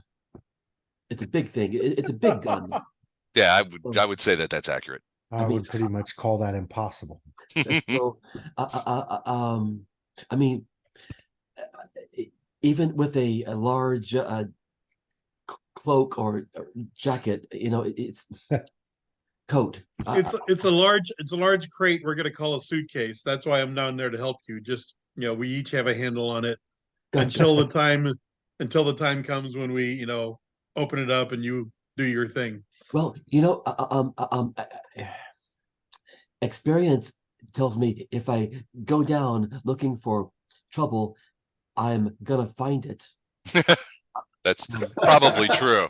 And Okay, experience also tells you when you go down not looking for trouble, you find it. and plus, we should be sensitive to our hosts. I mean, this is one of the few planets in the system, in the quadrant, where we're not under immediate threat of being arrested. shoot on sight. Yeah. These people actually like us. yes. So I But- mean, so I don't want to go down there and just start shooting. I mean, No. so what if I and I Offer them soup first. that was Coffin. I know it's a different character. Coffin is no with the crew. He has retired. What if I think I should leave the shotgun on board and go down. I'll take my sidearm. I'll carry the sidearm in a holster inside my coat, and I'm gonna mind my best manners. But it would take us how long to get back to the surface About an hour. with the slice of Yeah, lime? it's a 2-hour round trip. So basically, at this point, if these people are going to be aggressive, help is an hour away. And the Right. people that are living on the surface don't have a great deal to defend themselves against modern weaponry, from what I understand. Right. So that's the decision. Go down right away and basically in case there's a problem for the locals, or wait and see if they report that these people are being aggressive. And if at that point, I would think going down that- with your big guns would be the right thing to do. And I leave the shotgun in the slice of lime. Sure. Okay, all right. Then what I'll do in the slice of lime, I'm gonna pack separately my armor and my shotgun and some extra rounds. Okay. I'm packing armor too. Okay. Are you going with Tim? Says he was. I'm going with Mallory. Yeah. All right, cool. Well, what if there's a fight up here? Don't. Don't Don't. run. I mean, even if you gotta leave orbit, Are we setting up a classic split the party situation? we totally are. Yeah. Sounds like it. Okay. As long as we're good on that. I'm Seems good. we know. No, Les is rubbing his hands. Yes, this is great. Gleefully. No, I didn't say anything. And you know the doc's No. going to want to go, because if one of them's shooting a bunch of people, there will be lots of organs to be harvested. It's a good point. Oh my God. All right. I'm not a farmer. I don't do harvesting. My limited experience on the cruise suggests otherwise. Yes. So that's a good question. Is anybody else going to want to go down to the planet surface with Tam and Mallory? Mallory. I'm definitely gonna stay on the ship at this point because You don't want to get caught in the crossfire. Yeah. try to And fly it away. my limited experience with the crew also suggests when Mallory finds trouble, trouble regrets it. I don't know. But I am gonna pack separately the armor, the rounds, and the shotgun. Gotcha. Okay. Dr. Wagner, you coming down planet side with them? In case of harvest opportunities. Well, yeah, I might as well. I think I'll wear these overalls sooner or later. So Bishop and the captain are going to stay on the ship. I'm But going everybody, to I'm I'm sorry, going go to ahead. monitor planetary communications Okay. to see if ham radio guy says, "Oh my God, they're shooting people," then obviously we know that they need help. Okay. So you're staying on the ship also then? Yeah. Now, I'm no good in a primitive society. Right. The only I'm two all- going down right now are Tam and Mallory. I'm all And about computers Dr. and Wagner. machines, which they don't have. Oh, and Dr. Wagner. Okay. yeah, they don't have computers or I mean, they have some simple machines they use. And Bishop, they would have told you a little bit about the Tewfikers. They Yeah, are largely agrarian. A They scythe thresher is not a machine. Yeah, they do have these sort of crappy solar pickup trucks that they use that are Mhm. not very good. For sort of like wheeling around. But space Amish. Yeah. So Hmm. consider taking a millennial to a place where there's no Wi-Fi. Oh, I'm not going. This place sucks. All right. So Dr. Wagner, Mallory, and Mehmet load up. Get in the slice and begin descending down into the gravity well towards the shuttle port.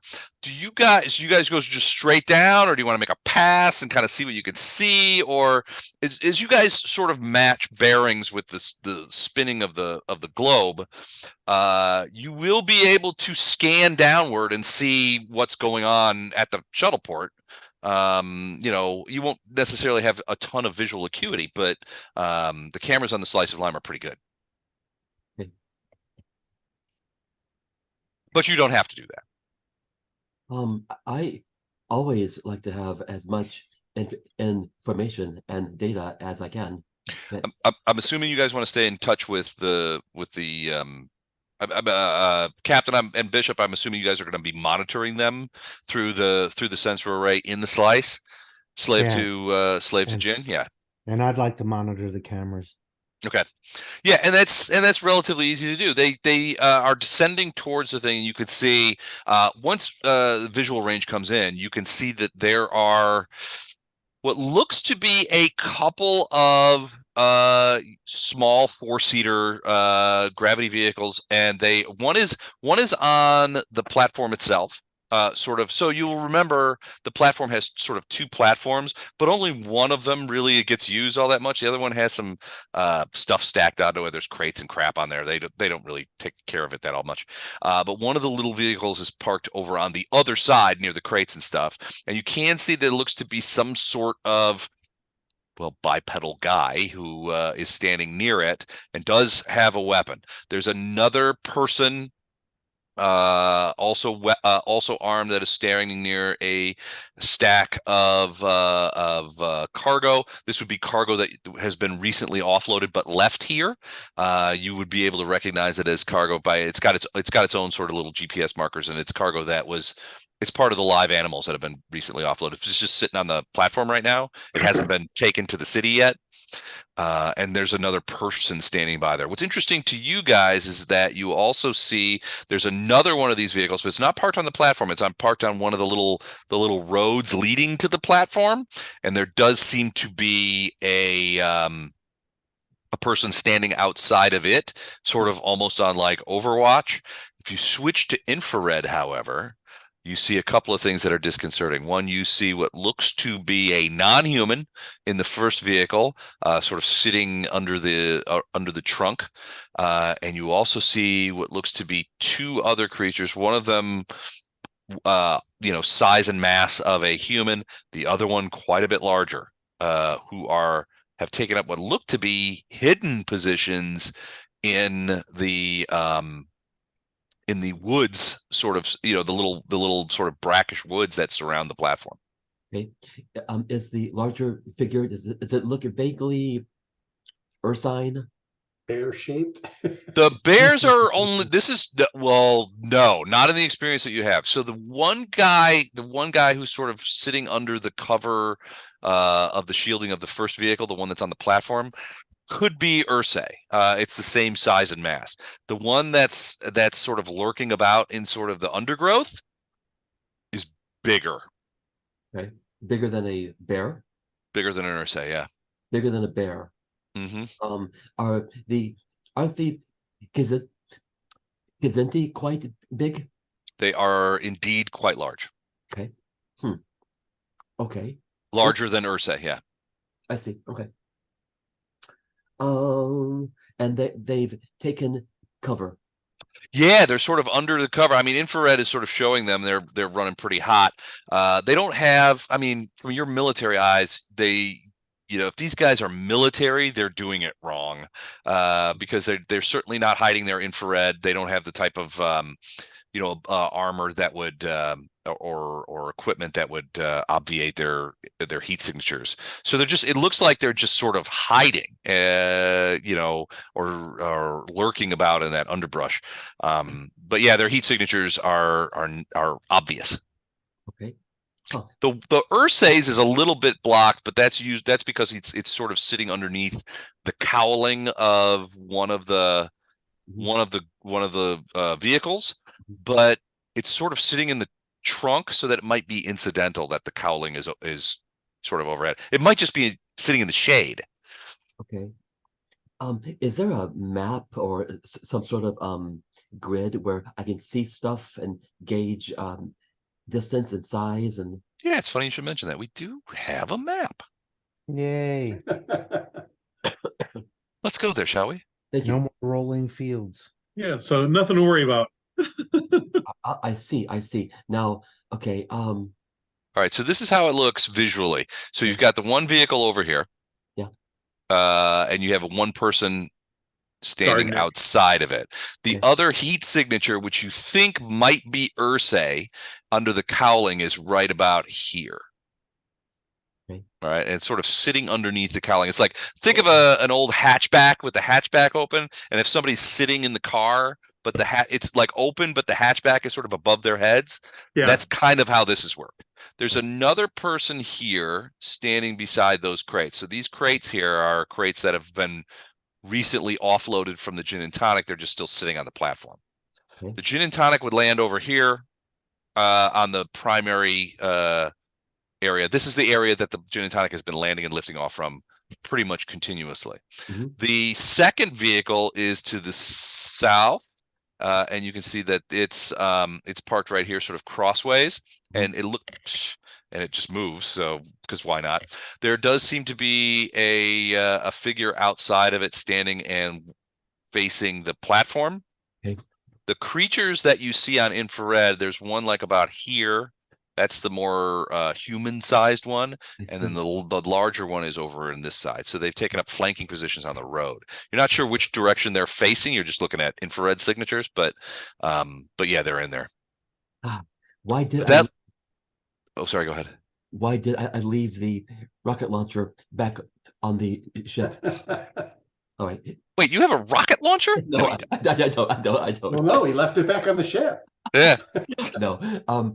When I built this character, Mallory Graves, I allowed him one heavy gun, which you know what now, and speaking of, if we see all this stuff and two hidden guys, Mallory will put on his armor.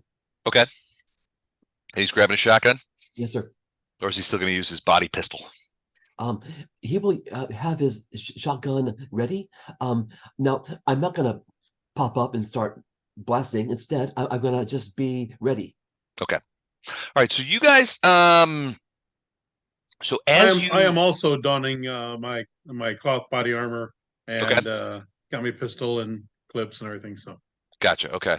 Dr. Wagner, are you doing anything specific? Do you even wear armor? I don't think you have armor, do you? I do not have armor. I have meat armor in front of me. There you go. Perfect. Yeah. Did you bring your freeze gun? Yes, I did. Excellent. Oh, go ahead. Sorry. Go ahead, Chuck. Do we have any idea who these people are or what they want on the surface of Tewfik? You don't know. They haven't left the platform. Got it. Okay.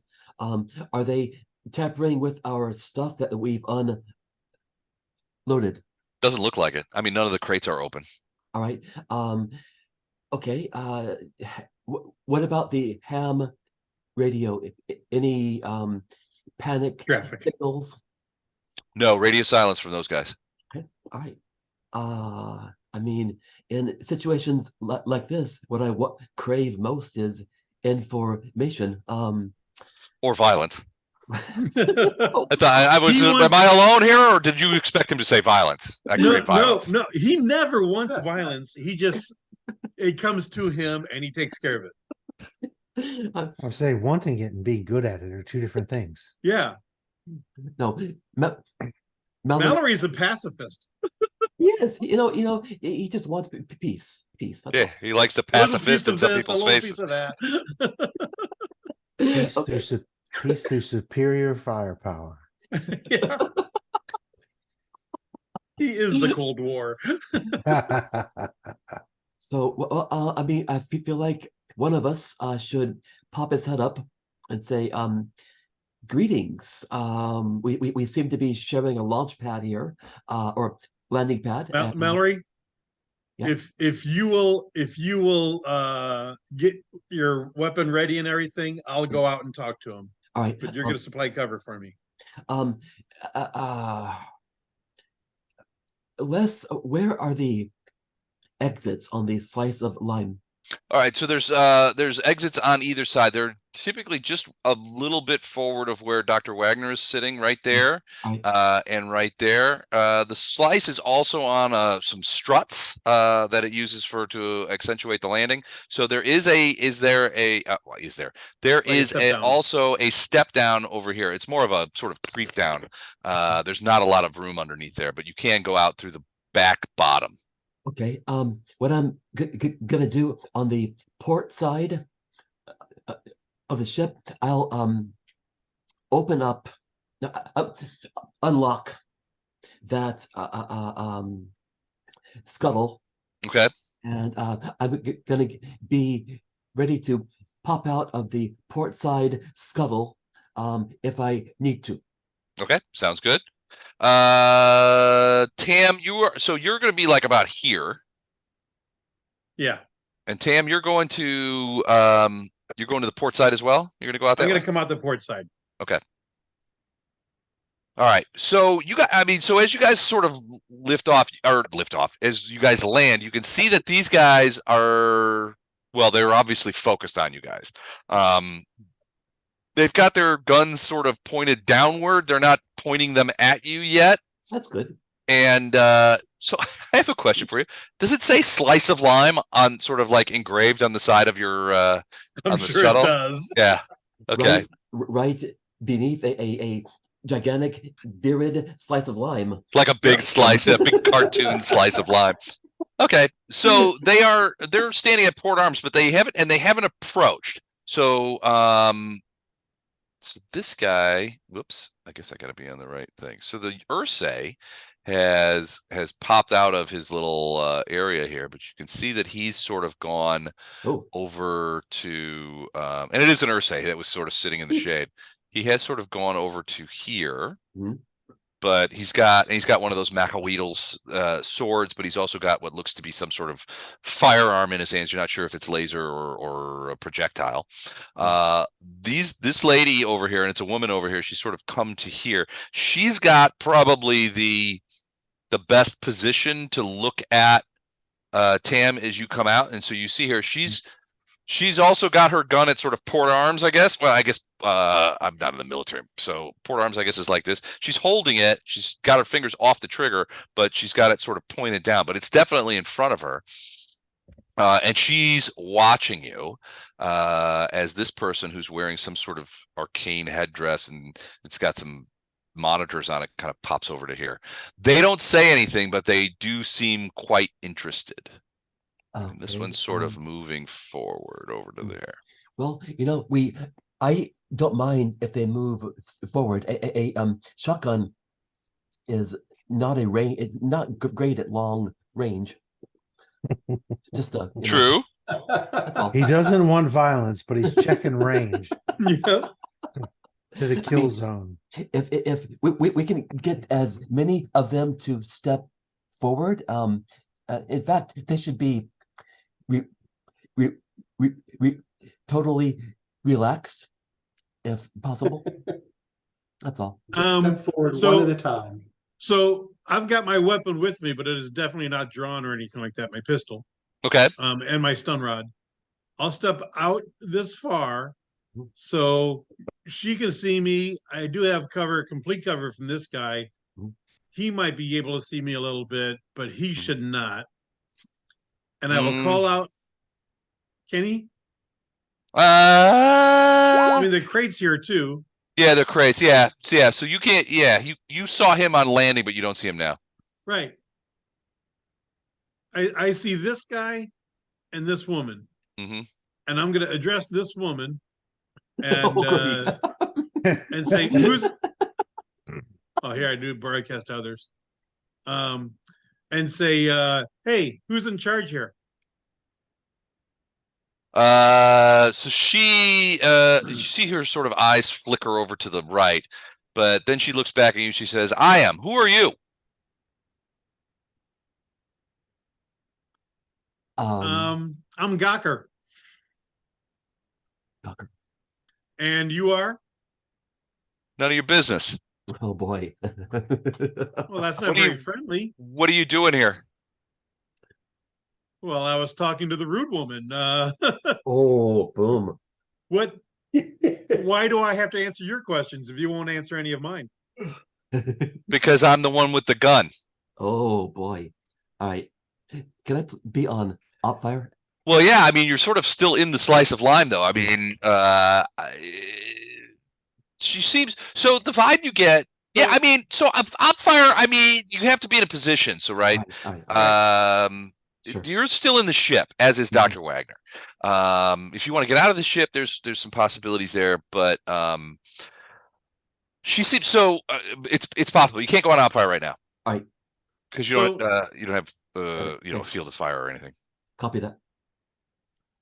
I'm gonna So just wait. I'll address her. I'll address her some more. So it She seems looks- odd that you would have a gun here in Tewfik because it's a very passive place.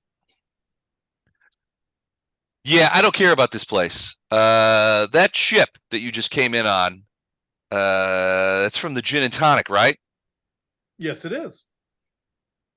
She sort of nods, and you see her look over again, and she nods over to some other people. She's like, "Tell you what we're going to need to do.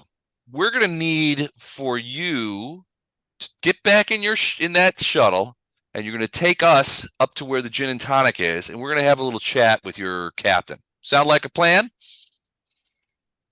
Bounty hunters. Are there any weapons on the slice of lime? Yeah, I don't know that. You mean like ship's guns, or Ship's just like guns. physical? Like, no, it doesn't have any. No ship guns. Well, No. no. Hold up. So We're one of you is welcome to come up. You'll have to leave your weapon here, of course, but we'll take you up there. She seems to. She sort of thinks about it. She smiles. She's like, "Yeah, I don't know if you're familiar with firearms, but people with firearms tend to tell the people without firearms what's going to happen next." Well, I'm not real familiar with firearms, but in my experience, people with firearms that piss off my friends seem to die. So if you didn't have a firearm, you would live longer. You know, we could just shoot you and take the shuttle ourselves. But how would you find? But we don't want to do that, do we? So why don't you just get back in the shuttle? I'll gather up my friends and we'll join you. And you just take us up. We want to talk to your captain, Captain Black. We have a couple of things we need to talk to him about. How's that sound? So just what is the amount Okay. of the bounty? I'll go back in the shuttle. All right. Hey Mallory, Yeah. I'm gonna lift the shuttle off. You leave stand in the doorway. All right. Stand in the doorway. I'll Rawr. fly you around and you just shoot them all. Wow. I told Okay. her. They're bounty hunters. They're bounty hunters. I mean, I say, ma'am, just what, how much is the bounty on my head? Just curious. You know, it's a self-esteem thing. All right, she's going to take that opportunity. She does not respond to you, but she comes Okay. over here so that she has. She Range, sees. Yeah, she's getting a line of sight. That gun is now up, and it Mallory looks like shooter. Mallory it shooter. looks Mallory like she's going to shooter. pull the trigger. Mallory shooter. Let's roll for initiative. Mallory All right, shooter. fine. All Stop right. talking. Just do your thing. I hope I'm stressing this enough. Okay, all right. Yeah. Here we go. So Don's done playing bait. what do I roll? All right, hold on a second. So it's going to be a D20, but like any other score, you can augment it, right? So let's just look at Mallory for a second. Yeah. And I have the wrong thing open. So hold on a second. Now I have to open up Mallory again. Let's look at Pam instead because I already have that open. Okay. All right. So this is a speed roll essentially. Yep. So what you end up doing is rather than take a DC and move it down, you add to your roll. So like if you're going to use your edge point, Tam would normally use an edge point because it's essentially free. You would add +3. And if you had other skills that would allow you to be faster or gun combat oriented or something like that, that would allow it. Right now, and you can also spend points in the same ratios. So your first point will give you 3, next and following points will get you 2. So if you want to spend speed points, you can augment your initiative rolls. Okay. So in this case, I just rolled my I used my edge, so it was 13 + 3. I got a 16. All right.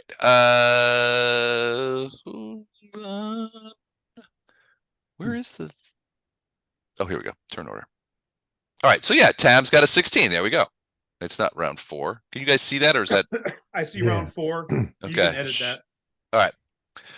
We'll take Consteb out of there. I don't know what he's doing there. Hawk hasn't rolled. Hawk, I don't know that you guys will do. The only one I see right now is. Hold on, I got to clear the Tam, thing. So okay. All right. Tam got a 16. Yes. Right. Yeah. Okay. Les, I have my character is jumpy, and here, watch. I got oops, on. I pasted the wrong things. Sorry, but okay. It should say somewhere in there about where'd it go? Oh, sorry. Oops, I'm doing the wrong thing here. Let me try this again. It says under special abilities, it says I'm jumpy and I get +2 to my speed pool. Yep. Yeah. Right. So that would so that's your speed pool. So for things like this, you would actually get like 2, because of jumping, you would get essentially 2 free points of speed. Okay, good. Which would add in this case +5 plus your edge, which be another 3, so +8. Okay. And that's before burning any speed points. All right. I'm gonna burn 1 speed point at 2. Okay, so that will give you another 2. That'll give you +10. So That's go ahead good. and roll. Great. All right. D20 + 10, I get a 13. 23. All right, so that's pretty good. Not bad. All right. So, and Dr. Wagner, how about you?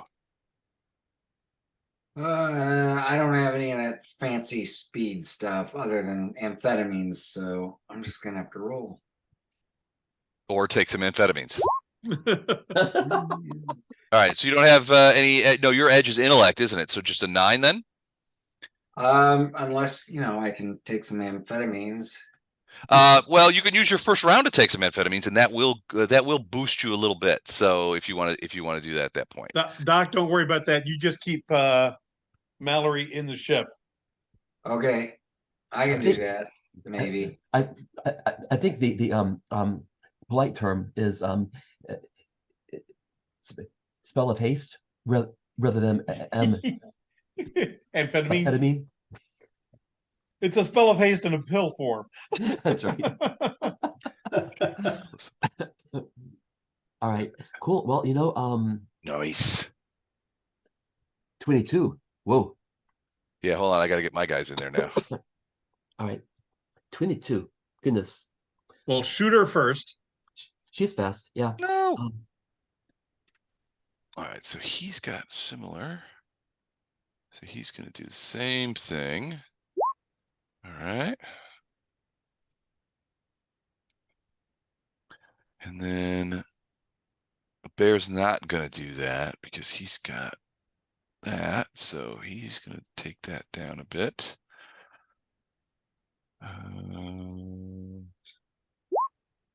Okay.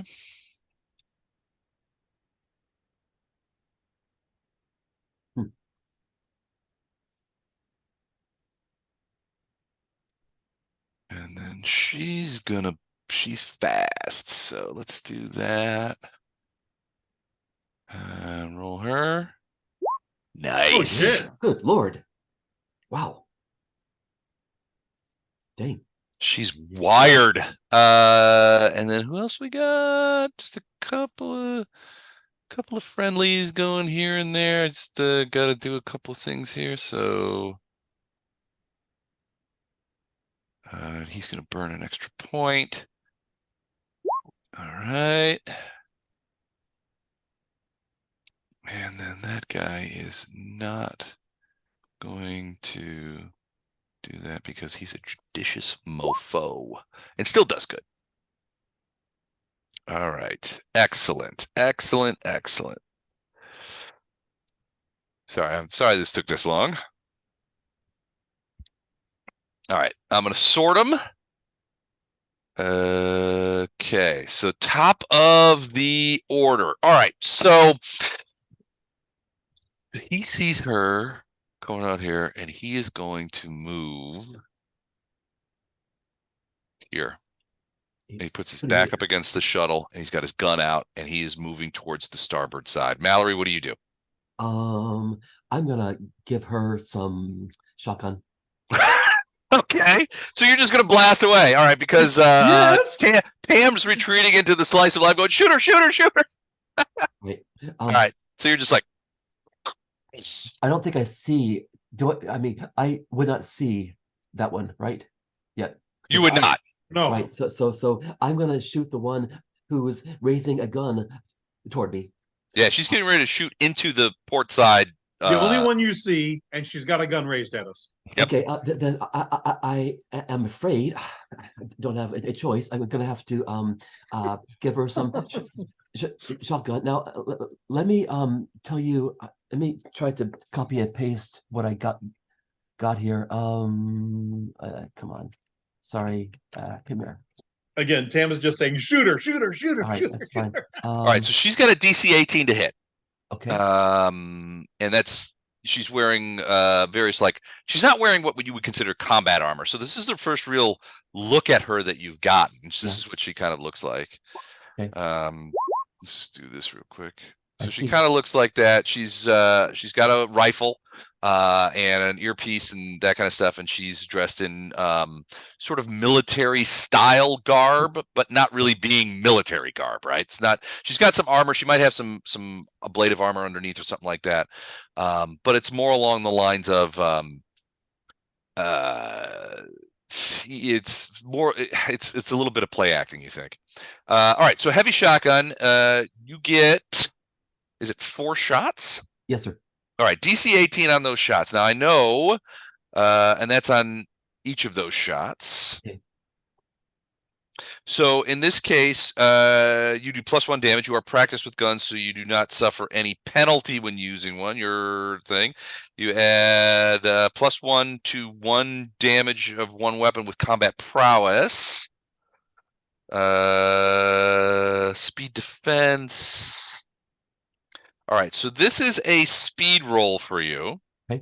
Speed roll. You can also right, so you have edge in that, so you'll get +3. And So that brings it down to 15. Do I You are get, practiced with guns, that brings it down to 12. Okay.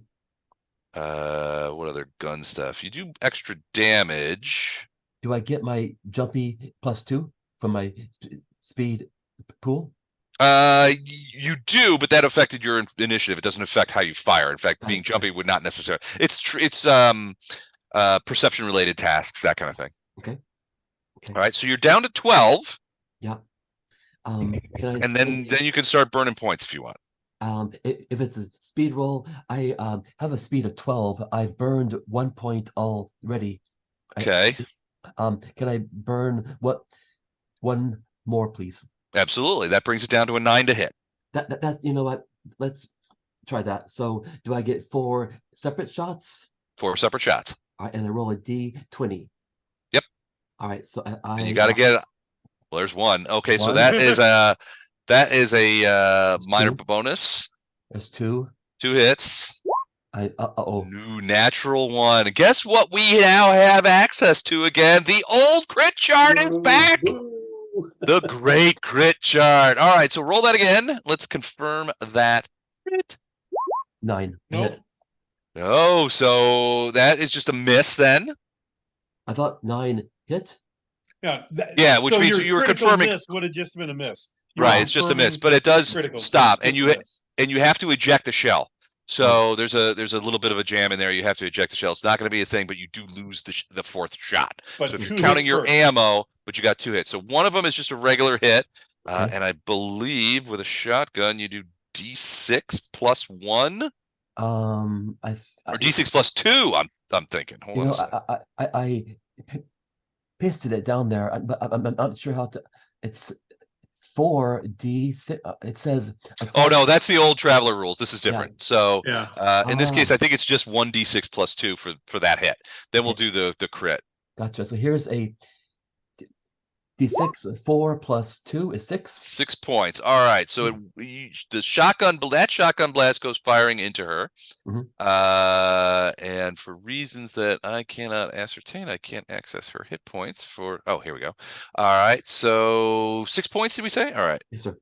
So she begins losing blood. Okay. From that hit. All right. So the next round is the crit. So in this case, Wait, actually, no, it's not the crit. It's the 12. 19. Oh no, that 12 you just did. Okay. Well, no. Okay, yeah. So we did the 12 first. Now we're doing the 19. Yes. Now sir. we're doing the 19. So in this Okay. case, I need you to roll a confirmatory roll. Okay. I roll a 15. Yep. That is a confirmed that's crit. All right. So that's going to do double damage, or you can do the Double you Double can do the chart. This time do double. Usually the chart. This time do double. Double. So I No roll chart? No chart. Not this time. no chart. I'll roll a D6 and add 2 and then times 2. Yep. Okay. I roll a 4. That's going to be 6 times 2 is 12. Okay, so that zeroes out. And then she's down to that there. Plus, it's an intrusion, a minor intrusion. So she falls. She takes that shot straight in the sort of sternum. She is wearing some sort of plate, against projectiles. But Right. the kinetic energy is enough that she's thrown back into the bushes and she sits down hard. Now the green is zeroed out, isn't it? Yes, it is. I don't know why it didn't zero out. There we go. There we go. Okay. All right. So yeah, green is zeroed out. So she sits down. So she is sitting on the ground as she's been hit. That being the case, however, she still points her rifle at you and squeezes off 2 shots. So this is for her a DC 18. She's just got hit, so that's going to be harder. So it's a DC 20. Hold on, let me check her sheet. Where is your sheet? All right, so she's at 13. All right, so she's got 1 on speed pool. She's practiced with weapons, so that's 6. That's going to bring it down to 14.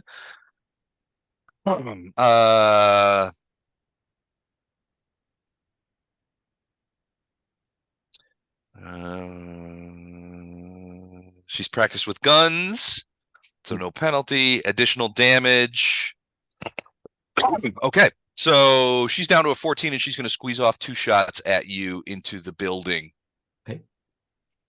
So first shot, nope. Oh, so 2 misses that go into the side of the gin and tonic, or I'm sorry, the side of the Slice of lime. slice of lime. As She'll pay for then that. she begins struggling to get on her feet. Mhm. All right. Fine. Excuse me just a second. Oh man. Now I still can't see the rest of these. No, finish her. Finish her. All right, Finish. so is it well, whose turn now? It's still my turn. Okay. It's not Tam's turn yet. This guy comes running out of the bushes, and he's got a rifle. He A comes rifle? across here, and he's coming over, and he yells out, "Becky, no!" and fires a shot. He's running over to her, but as he's running, he's firing a shot at you. He just gets 1. Me? Yep. What did I do? You're standing in the doorway firing He shot his shotguns at his girlfriend. friend. So he's going to, let me see what his pool is. So he's practiced extra edge. Jeez. Are you a robot? Am I a robot? No, sir. Okay, so he just gets 1 shot. That is going to be at 1, 2. So that's also going to be at 14. Again, he's shooting into the sort of at the wrong angle. Port side so, door. Yep. Yeah. Ooh, there's 1 hit. That's a hit. So Is it? he does. Yep, he does 2. So it's a rifle. It also does D6. So you get hit for 4 points of damage. Does this go through my armor? What kind of armor are you wearing? Carapace armor plus for combat use plus 16. Yeah. Plus 16. Battle All right, so- armor. Yeah, it's battle armor. So it does. So the 16 is essentially DR 16. So now you've lost 4 points off of that. There's a crack in your carapace armor as that Hey. rifle bullet hits it. But you don't take any But you've personal taken no damage. So 16 minus 4 is 12. Right. All right. Correct. And can I mark that somewhere? Here, I'll do it for you. Okay. Hold on, we're just I'm, gonna put I'm it not sure right. where to mark that. Oh, I got you. I got you back. And we're gonna just put it right under your thing there. And it is down to 12. Carapace armor has 12. All right. That's him. He's not doing anything. Tam, you're up. Okay. I want to lift up the slice of lime. All right, so you're engaging and lifting it up and pulling up off the thing. Off Alright. the pad. Okay. I intend to slide it this way. All You know, right. kind of turn it counterclockwise an hour. So Okay. we're flush with them. But slide it in this direction. All right. So the slice of lime is turning Mhm. and slipping. Okay. So hold on. I got Make sure I can still get a bead on her because Oh, I'm doing that. Yeah. right, good. all right. So let me go back up here. All right. So the slice is Yeah. When I say I'm turning counterclockwise, yeah. I'm actually giving you a better shot at her Gotcha. and moving that way. So oh, there's it. So basically you're turning the ship. Hold on. So like this. Yes, and then All move right. it down to about here. All right, so about like there. Yeah, Okay, so I'm gonna need to move him. Does that fire the rear engines? Yeah, It does, yeah. I had a That might not be great. question about that. Uh-huh. Yeah. yeah. Put Well, in Mallory this right here case, now. it's not engines per se. Basically it's a graviton field generator. It's Right. not great to be But in it's one. not great to be in. Yeah, no, it's not awesome. So yeah, I'm gonna have to do something akin to a saving throw here. But that's how you wanted. That's largely how you wanted to move the That's what I thing. wanted. How far up above the 10 foot up. ground are you? 10 feet up in the air? Yeah, at You this lift point. up and Yeah. kind of spit. Okay. So let me. I'm gonna do that. So that indicates 10 feet. Blue is sky. So that person is in almost caught in the thing. So they're gonna try and get out of the way. I'm trying to look and see what's fleet of foot. Okay.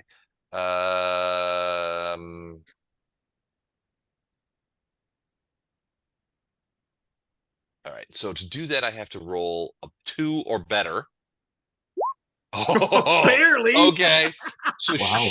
he's going to throw himself out of the way towards the crockery over there, and he is now prone and cursing a blue streak. But he does not seem to be injured. Right. He's thrown himself essentially out from under. He didn't want to get Right. caught as the ship lifts off and begins to move. That person was like throwing himself out of the way onto the ground, and is now out of the way, but is prone. So he'll have to deal with that there. And that's it for you, Tam, right? That is it for me. What is he gonna do? Besides me yelling over and over again, shooter, shooter, shooter. Well, no, I'm talking about this different guy. So No, I know. I'm just he's gonna run over here. Actually, no, he's gonna go over here by the Ursay, and sort of stay under cover and see what he's gonna do. The Ursay is gonna stay there. He's got his Macaweedle in his hand, but he's not gonna attack a spaceship. Dr. Wagner, you are up. And I'm very curious as to what you're going to do here. So basically, you're 10 feet off the ground. Tam is yelling, shooter, shooter, shooter. Mallory is standing like a door gunner in a Huey, holding on to one of the, like the Jesus strap with an automatic shotgun in his hand, Rambo style, like, boom, boom, boom. He's cleared a jam, and now he's he's re-jammed it. He's getting ready to fire again. So from my vantage, it looks like I can shoot out the rear or out the bottom or left. Well, so there's a bottom exit in the ship right here. but Right it's now, closed right now. it's closed. The only door that's open is the port side main door, which is where Mallory is standing. So I'm going to put you see that orange square? Yeah, yeah. That door is open, but there's also a door right next to you. It's just closed. Now you could hit the stud on that, and that door will, sort of Star Trek open, and you could jump out if you want. Not Dr. Wagner. I gave you a plan of action. What was it? Okay. A shooter. Shooter. No, No, no, that was to Mallory. I gave you a plan of action. What was it? Oh, I never hear a thing you say. Was it this? Did he miss the signal?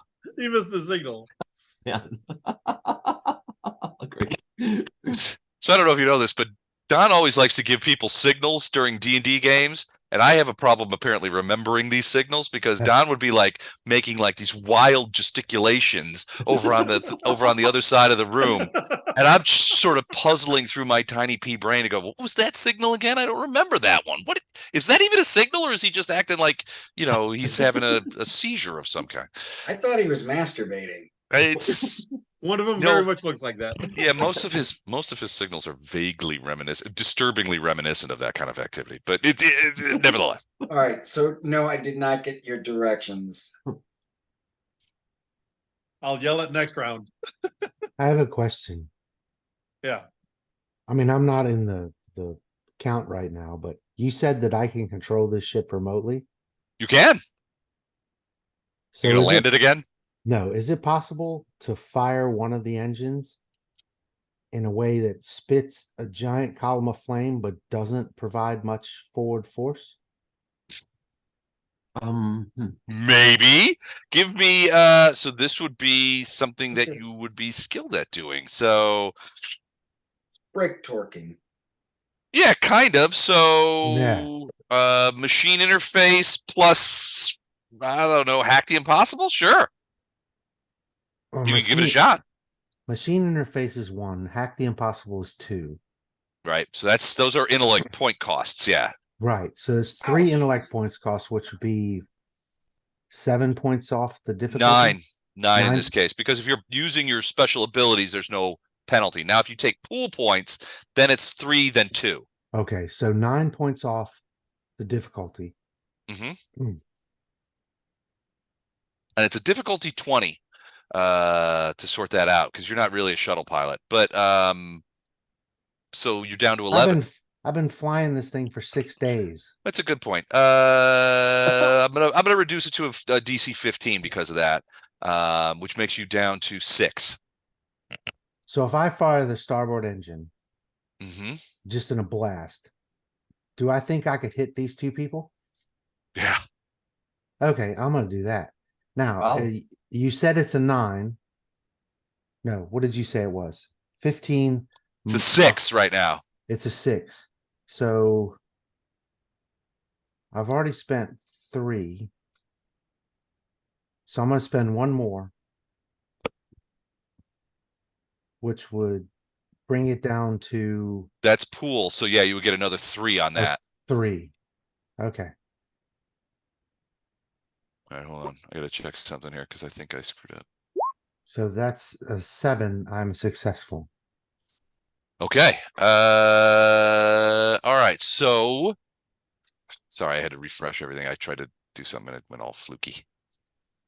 All right. So you, Tam, you see on your control boards that several overrides have just Right, this been- thing just went off on me. yeah. So your control board, several remote overrides just went off, and you can see that the starboard engine is about is about to sort of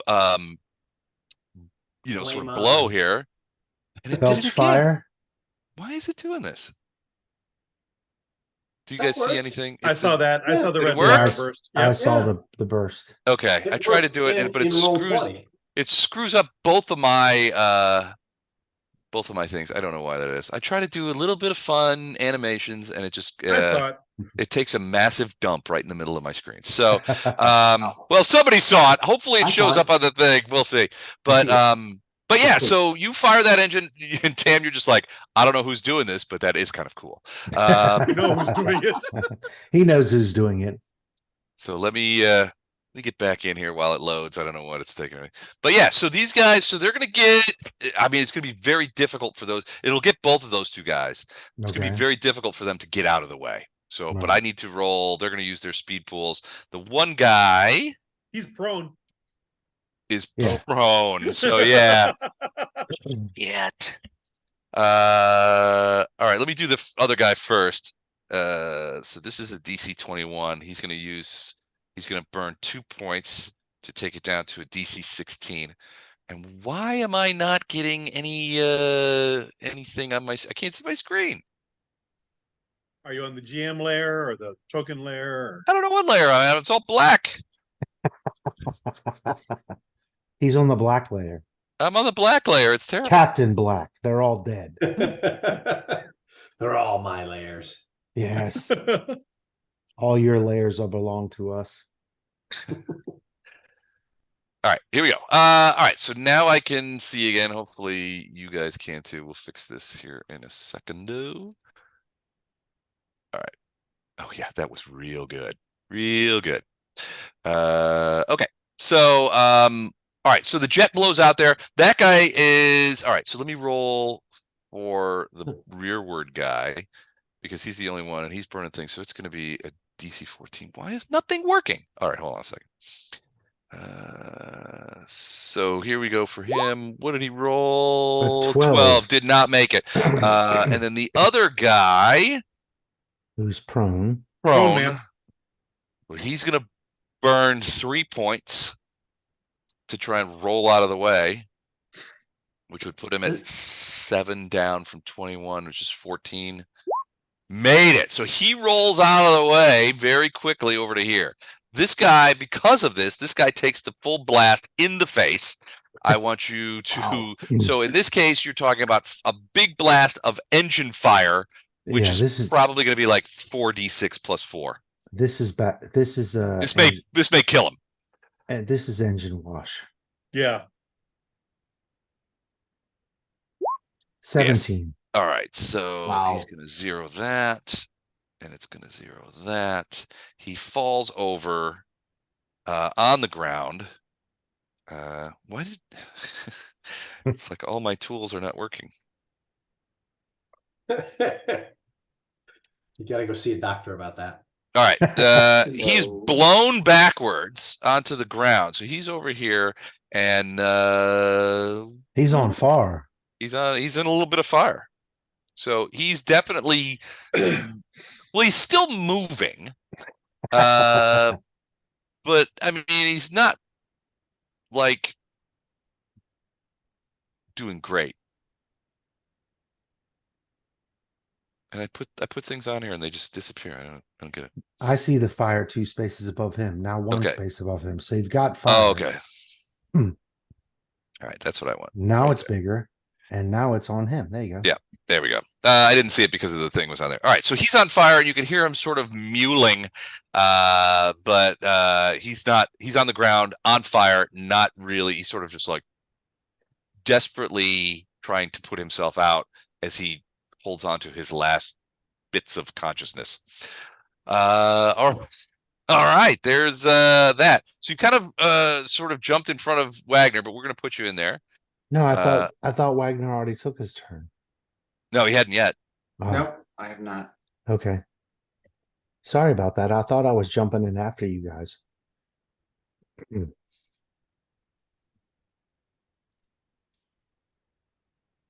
All right, still, we're back to Dr. Wagner. Okay, so do we? Who's that?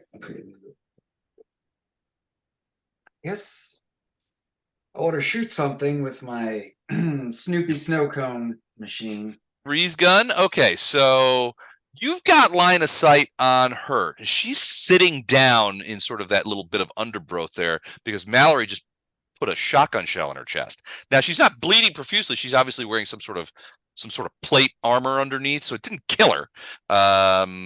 But you have line of sight on her. You also hear somebody, but you can't see them, yelling out, "Becky!" And somebody else has put a shot from over to sort of the rear of the ship, and Mallory. You can see Mallory sort of like jut out of the way as you can see that there's a crack in his carapace, in his armor.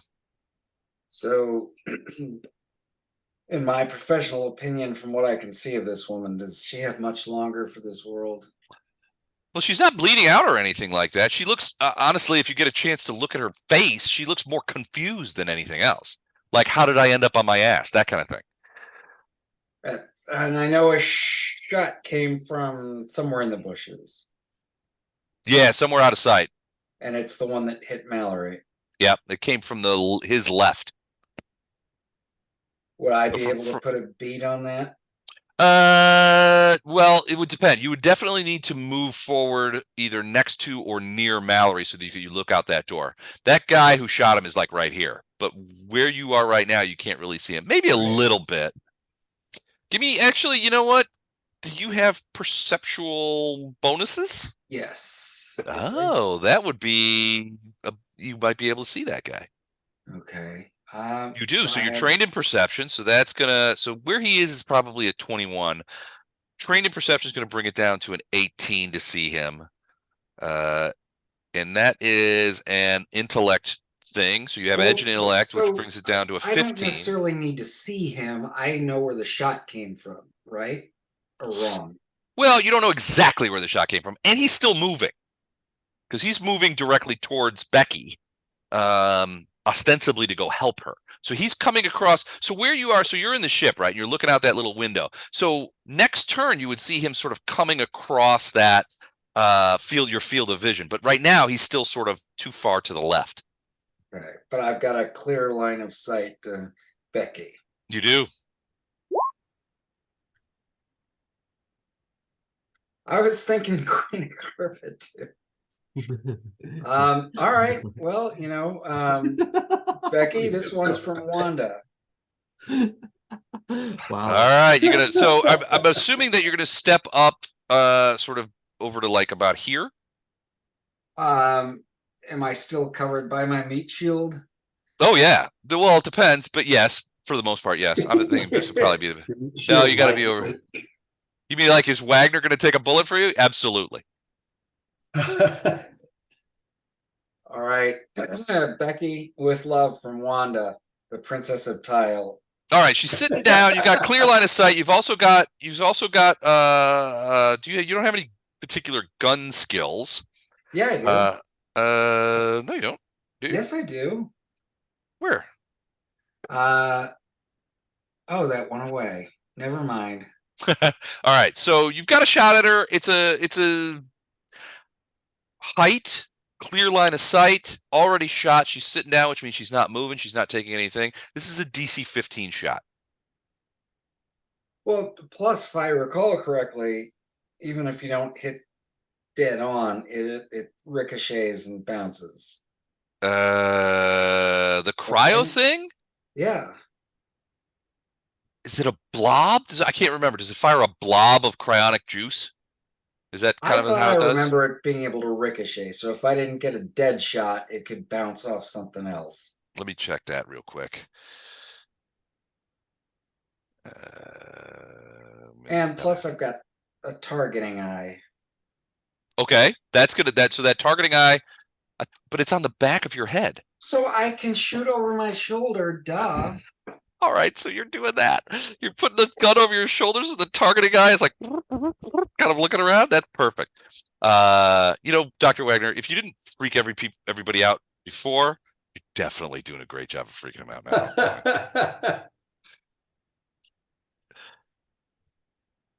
All right, let me see if I can find your. It's in the catalog, which I did not have open. Because honestly, Dr. Wagner, I did not expect you to be throwing blobs of cryogenic gas around tonight.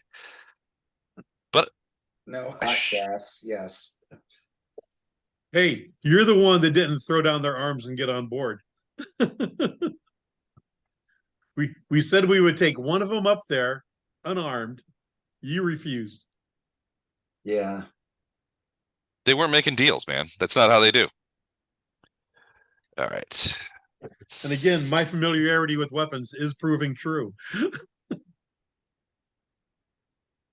right, hold on. There's so many different types of armor in this thing. Yeah, that's why I'm not wearing any. It's more comfortable, and plus it requires a whole lot less thought. The meat shield is much more convenient. Yeah.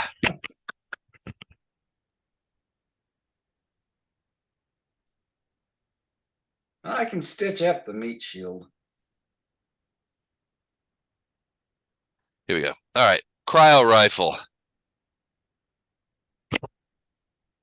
Is that what it's called? I need to put that in my. Oh, okay. So it doesn't have any sort of like it does have a blast trait. Like miniaturized weapon because it's kind of if a target wearing any kind of sealed armor is struck by a cryo rifle, it will get frozen. So in this case, she's wearing bits of armor. So yeah, if you don't get any bonuses to hit.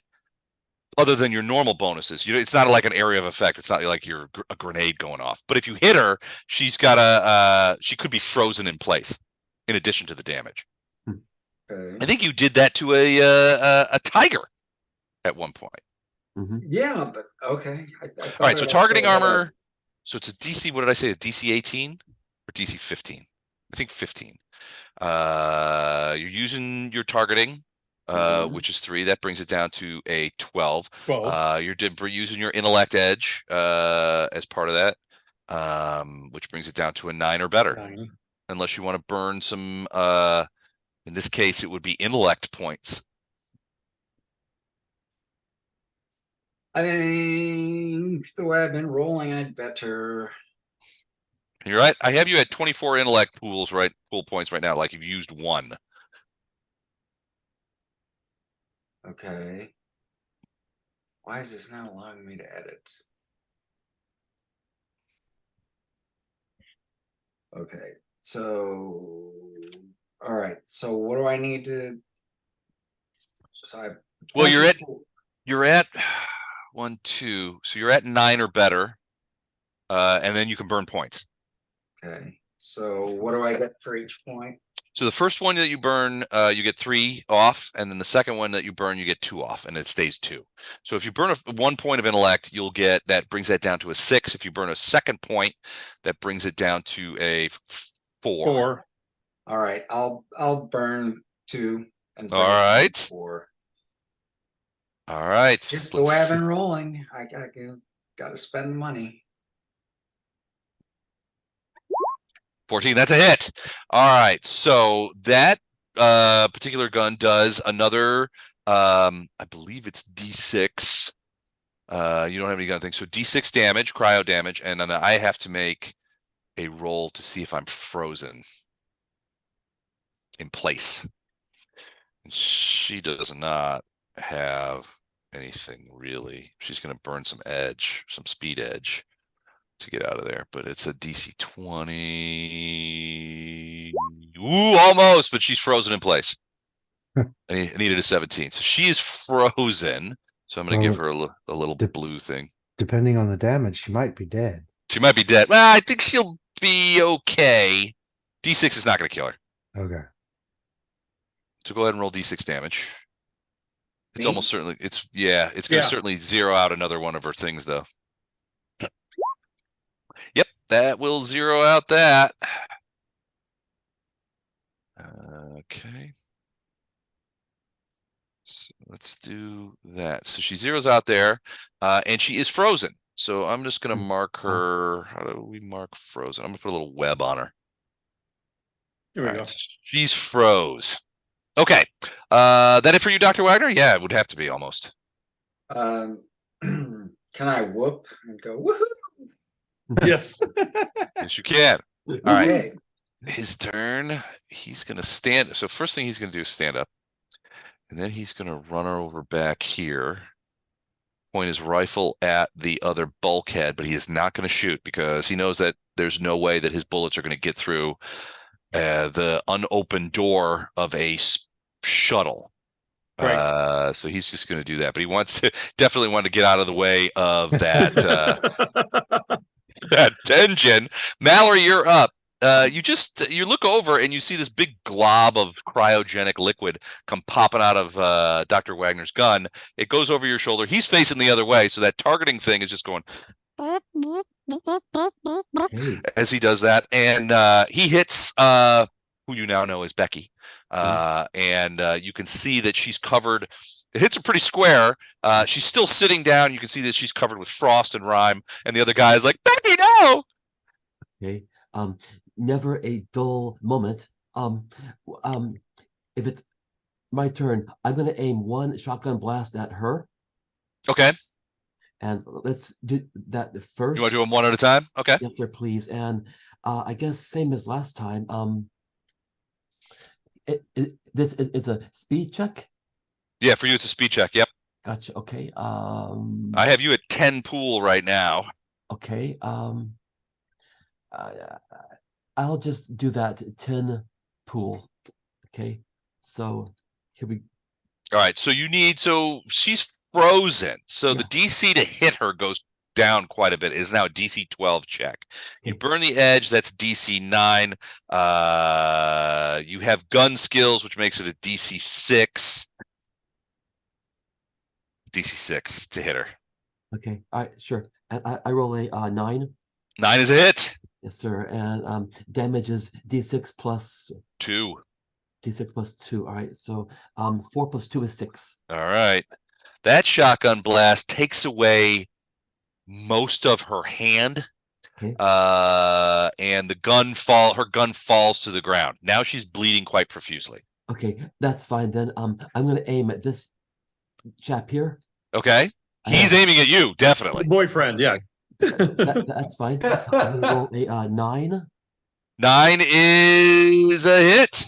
Okay. Oh, did you so you're just yeah, so 15. Yeah, 9 is gonna be a hit. Yes, sir. So D6 plus 2 is Yep. 7. 7 points. All right. Okay. So she's down there. I got 2 more, buddy. 2 more. 2 more. All right, here we go. 2 more. D20. I roll a Oh, 19. yes! 19 is a potential crit. Roll again.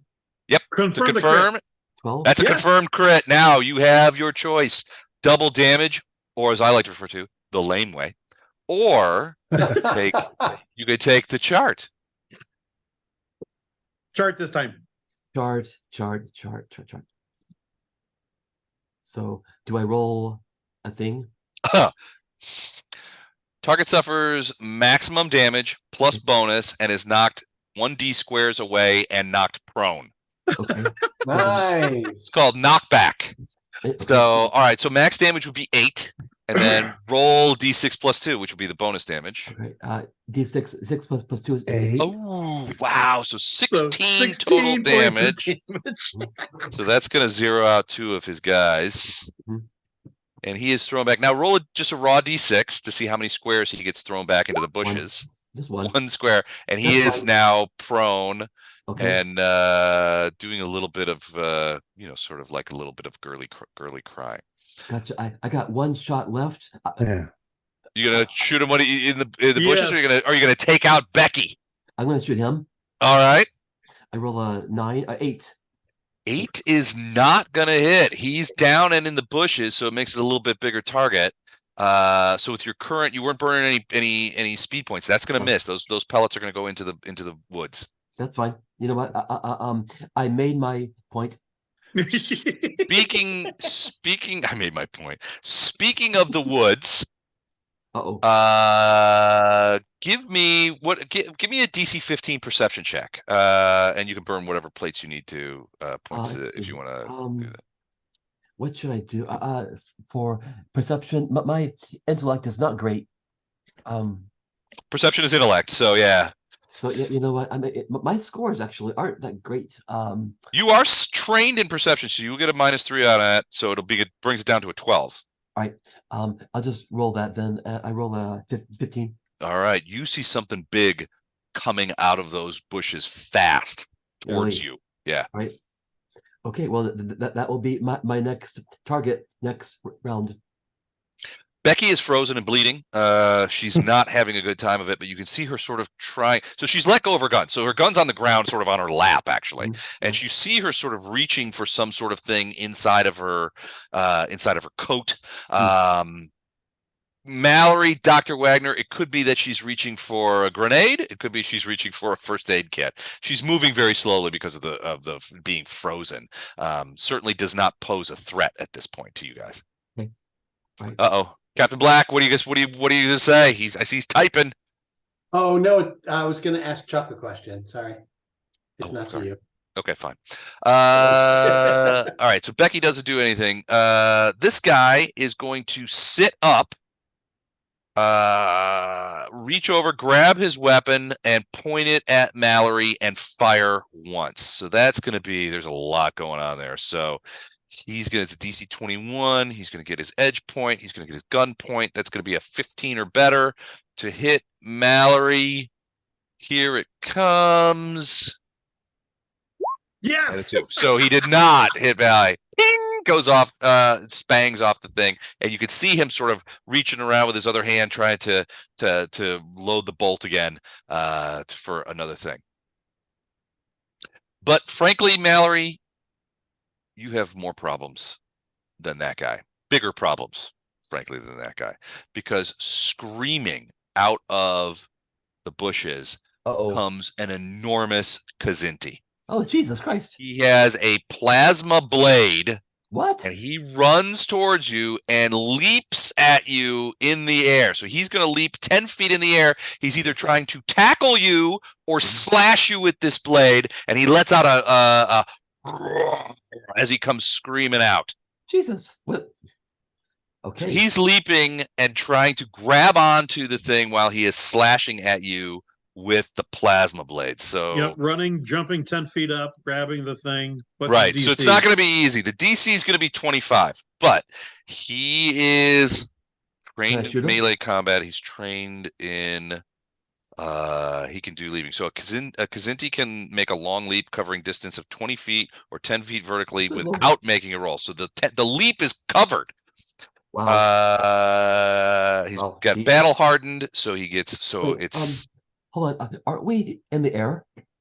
yes. Yeah, 10 feet. he But left 10 feet he's up. close to 10 feet tall, and Okay. he's a cat person, so he's got leap. All right. He great. can leap. He can leap 10 feet into the air easily without having to do that. So he is going to, and he's going to attack you with his plasma blade. Oh yeah. Well, at the same time. So there's a couple of things happening. The attack on you is not as going to be as tough as the holding onto the gin and tonic. So Yeah. the grabbing onto the gin and tonic and trying to lever himself into the thing, that's going to be a DC 25. Slice of thing. lime. The slice of lime, sorry. Let's do the attack first. So he's going to burn the might pool. So I'm going to say that's a 21. That's kind of a run and jump. He only gets one attack. So 21 melee combat trained. So that's going to take that down to 15 because he's trained to level 2. Mhm. He this is his what is called a advanced Kazinti weapon, which is the plasma blade. So he gets that. So that's a 12. Then he is going to burn his. So this is a might attack. So he's going to burn his edge there, which brings it down to a 9. And then he's going to burn a point of pool, which brings it down to a 6 or better. 6 or better to hit you with a plasma sword. Yep, he gotcha. Ow, All right, hey. so that is D6 plus 1. 6 points. Now that your carapace armor will block that, but your plasma armor is starting to get pretty roached up. Yep. So in this case, or your carapace armor, so it is down to half, and there are pieces coming up. Uh-oh. All right. But geez. he is there now. All right. So to hold on to the ship, DC 25, speed pool. He does not have edge there. He has leap, so the leap itself is not going to thing. But holding on to the moving shuttle and dragging himself in, or trying to drag himself in, that's where he's going to be. So he's already burned 1 might, so he's down to that. He's got plenty of that left. His pool on speed, he's going to burn. So he's got the leap. What did I say? DC 25. So he's bringing it down to his speed. He's going to do that to 22. And he's going to burn 1, 2, 3 pools. That's going to take that from there to 21. And then 3, 5, 7. That's a 15. He's going to burn 1 more and take that down to a 13. I need a 13 or better on my roll. So that if he makes this, essentially what he does is he grabs on to the Door frame. the slice of lime. He's holding onto the door frame with one hand while he attacks you. No. Did not make it. All right, so he falls backwards onto the ground and immediately begins leaping back up. All right. But he is on the ground. He's not in the doorway. All right. You hear him. You're dying, human.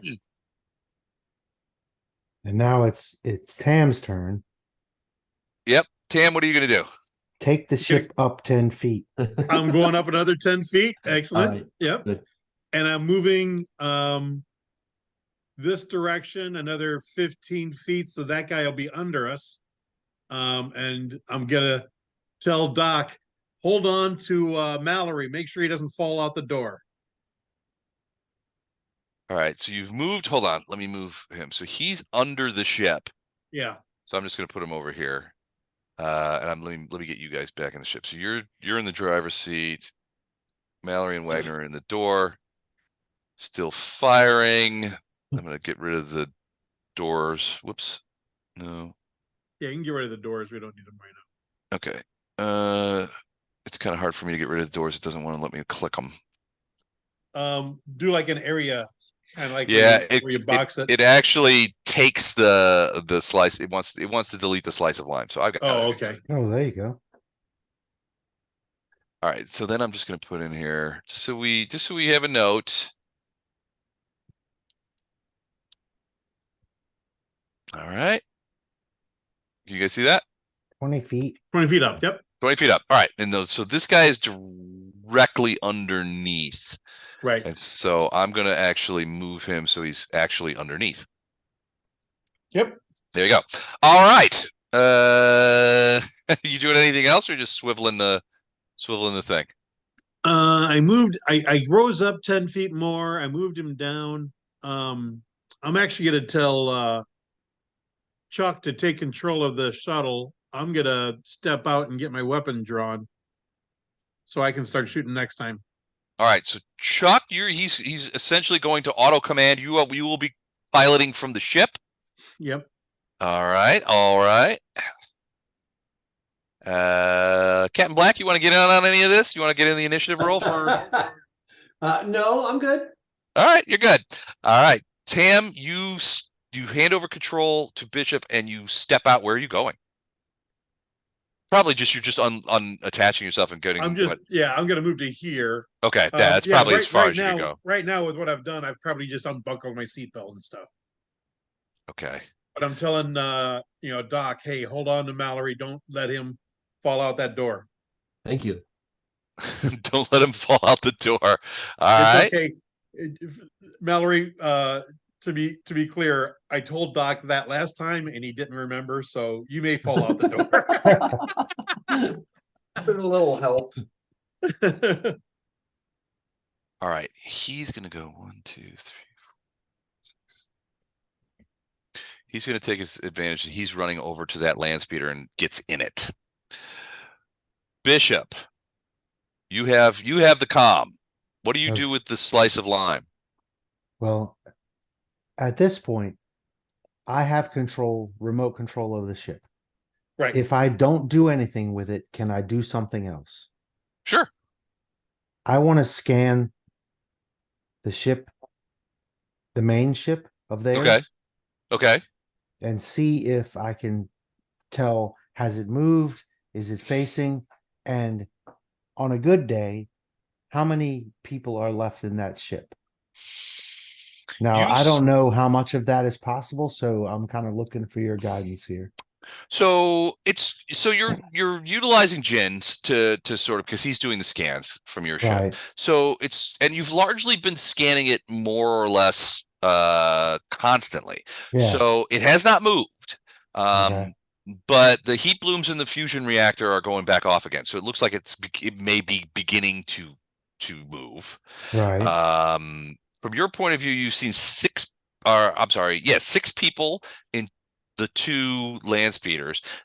Jin will tell you that the typical crew is 12, but it can hold passengers up to 20 passengers. So if these guys were passengers as opposed to crew, there could be any number of people in the ship. Probably no more than 14, 12, 25 or 26 people maximum.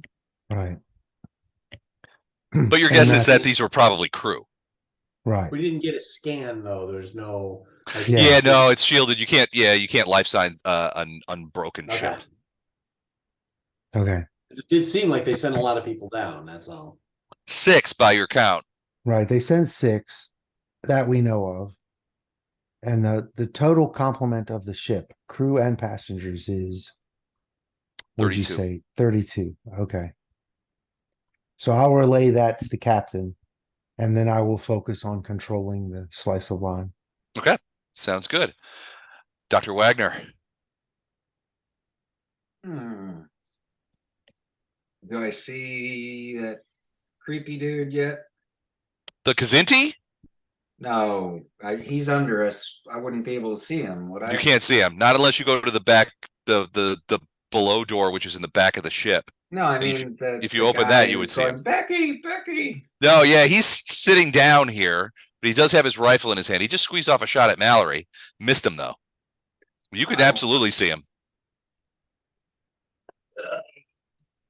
Okay, so fellas, who should I shoot at? Mallory. The only one you can shoot at is that guy.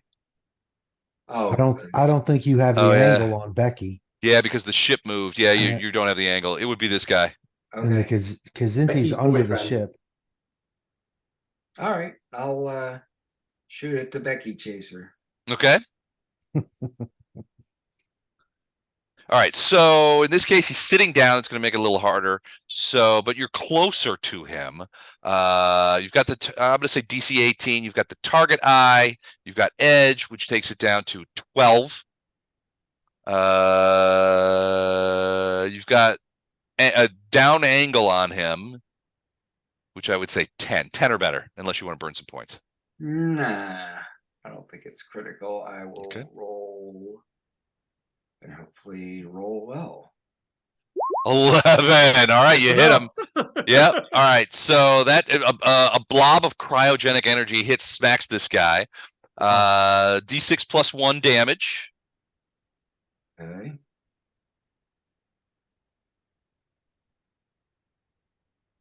He doesn't even see this shit coming. So, oh, nat 20 though.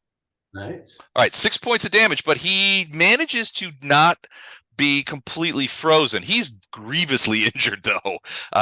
In this case, he is debilitated. He can only move an immediate distance.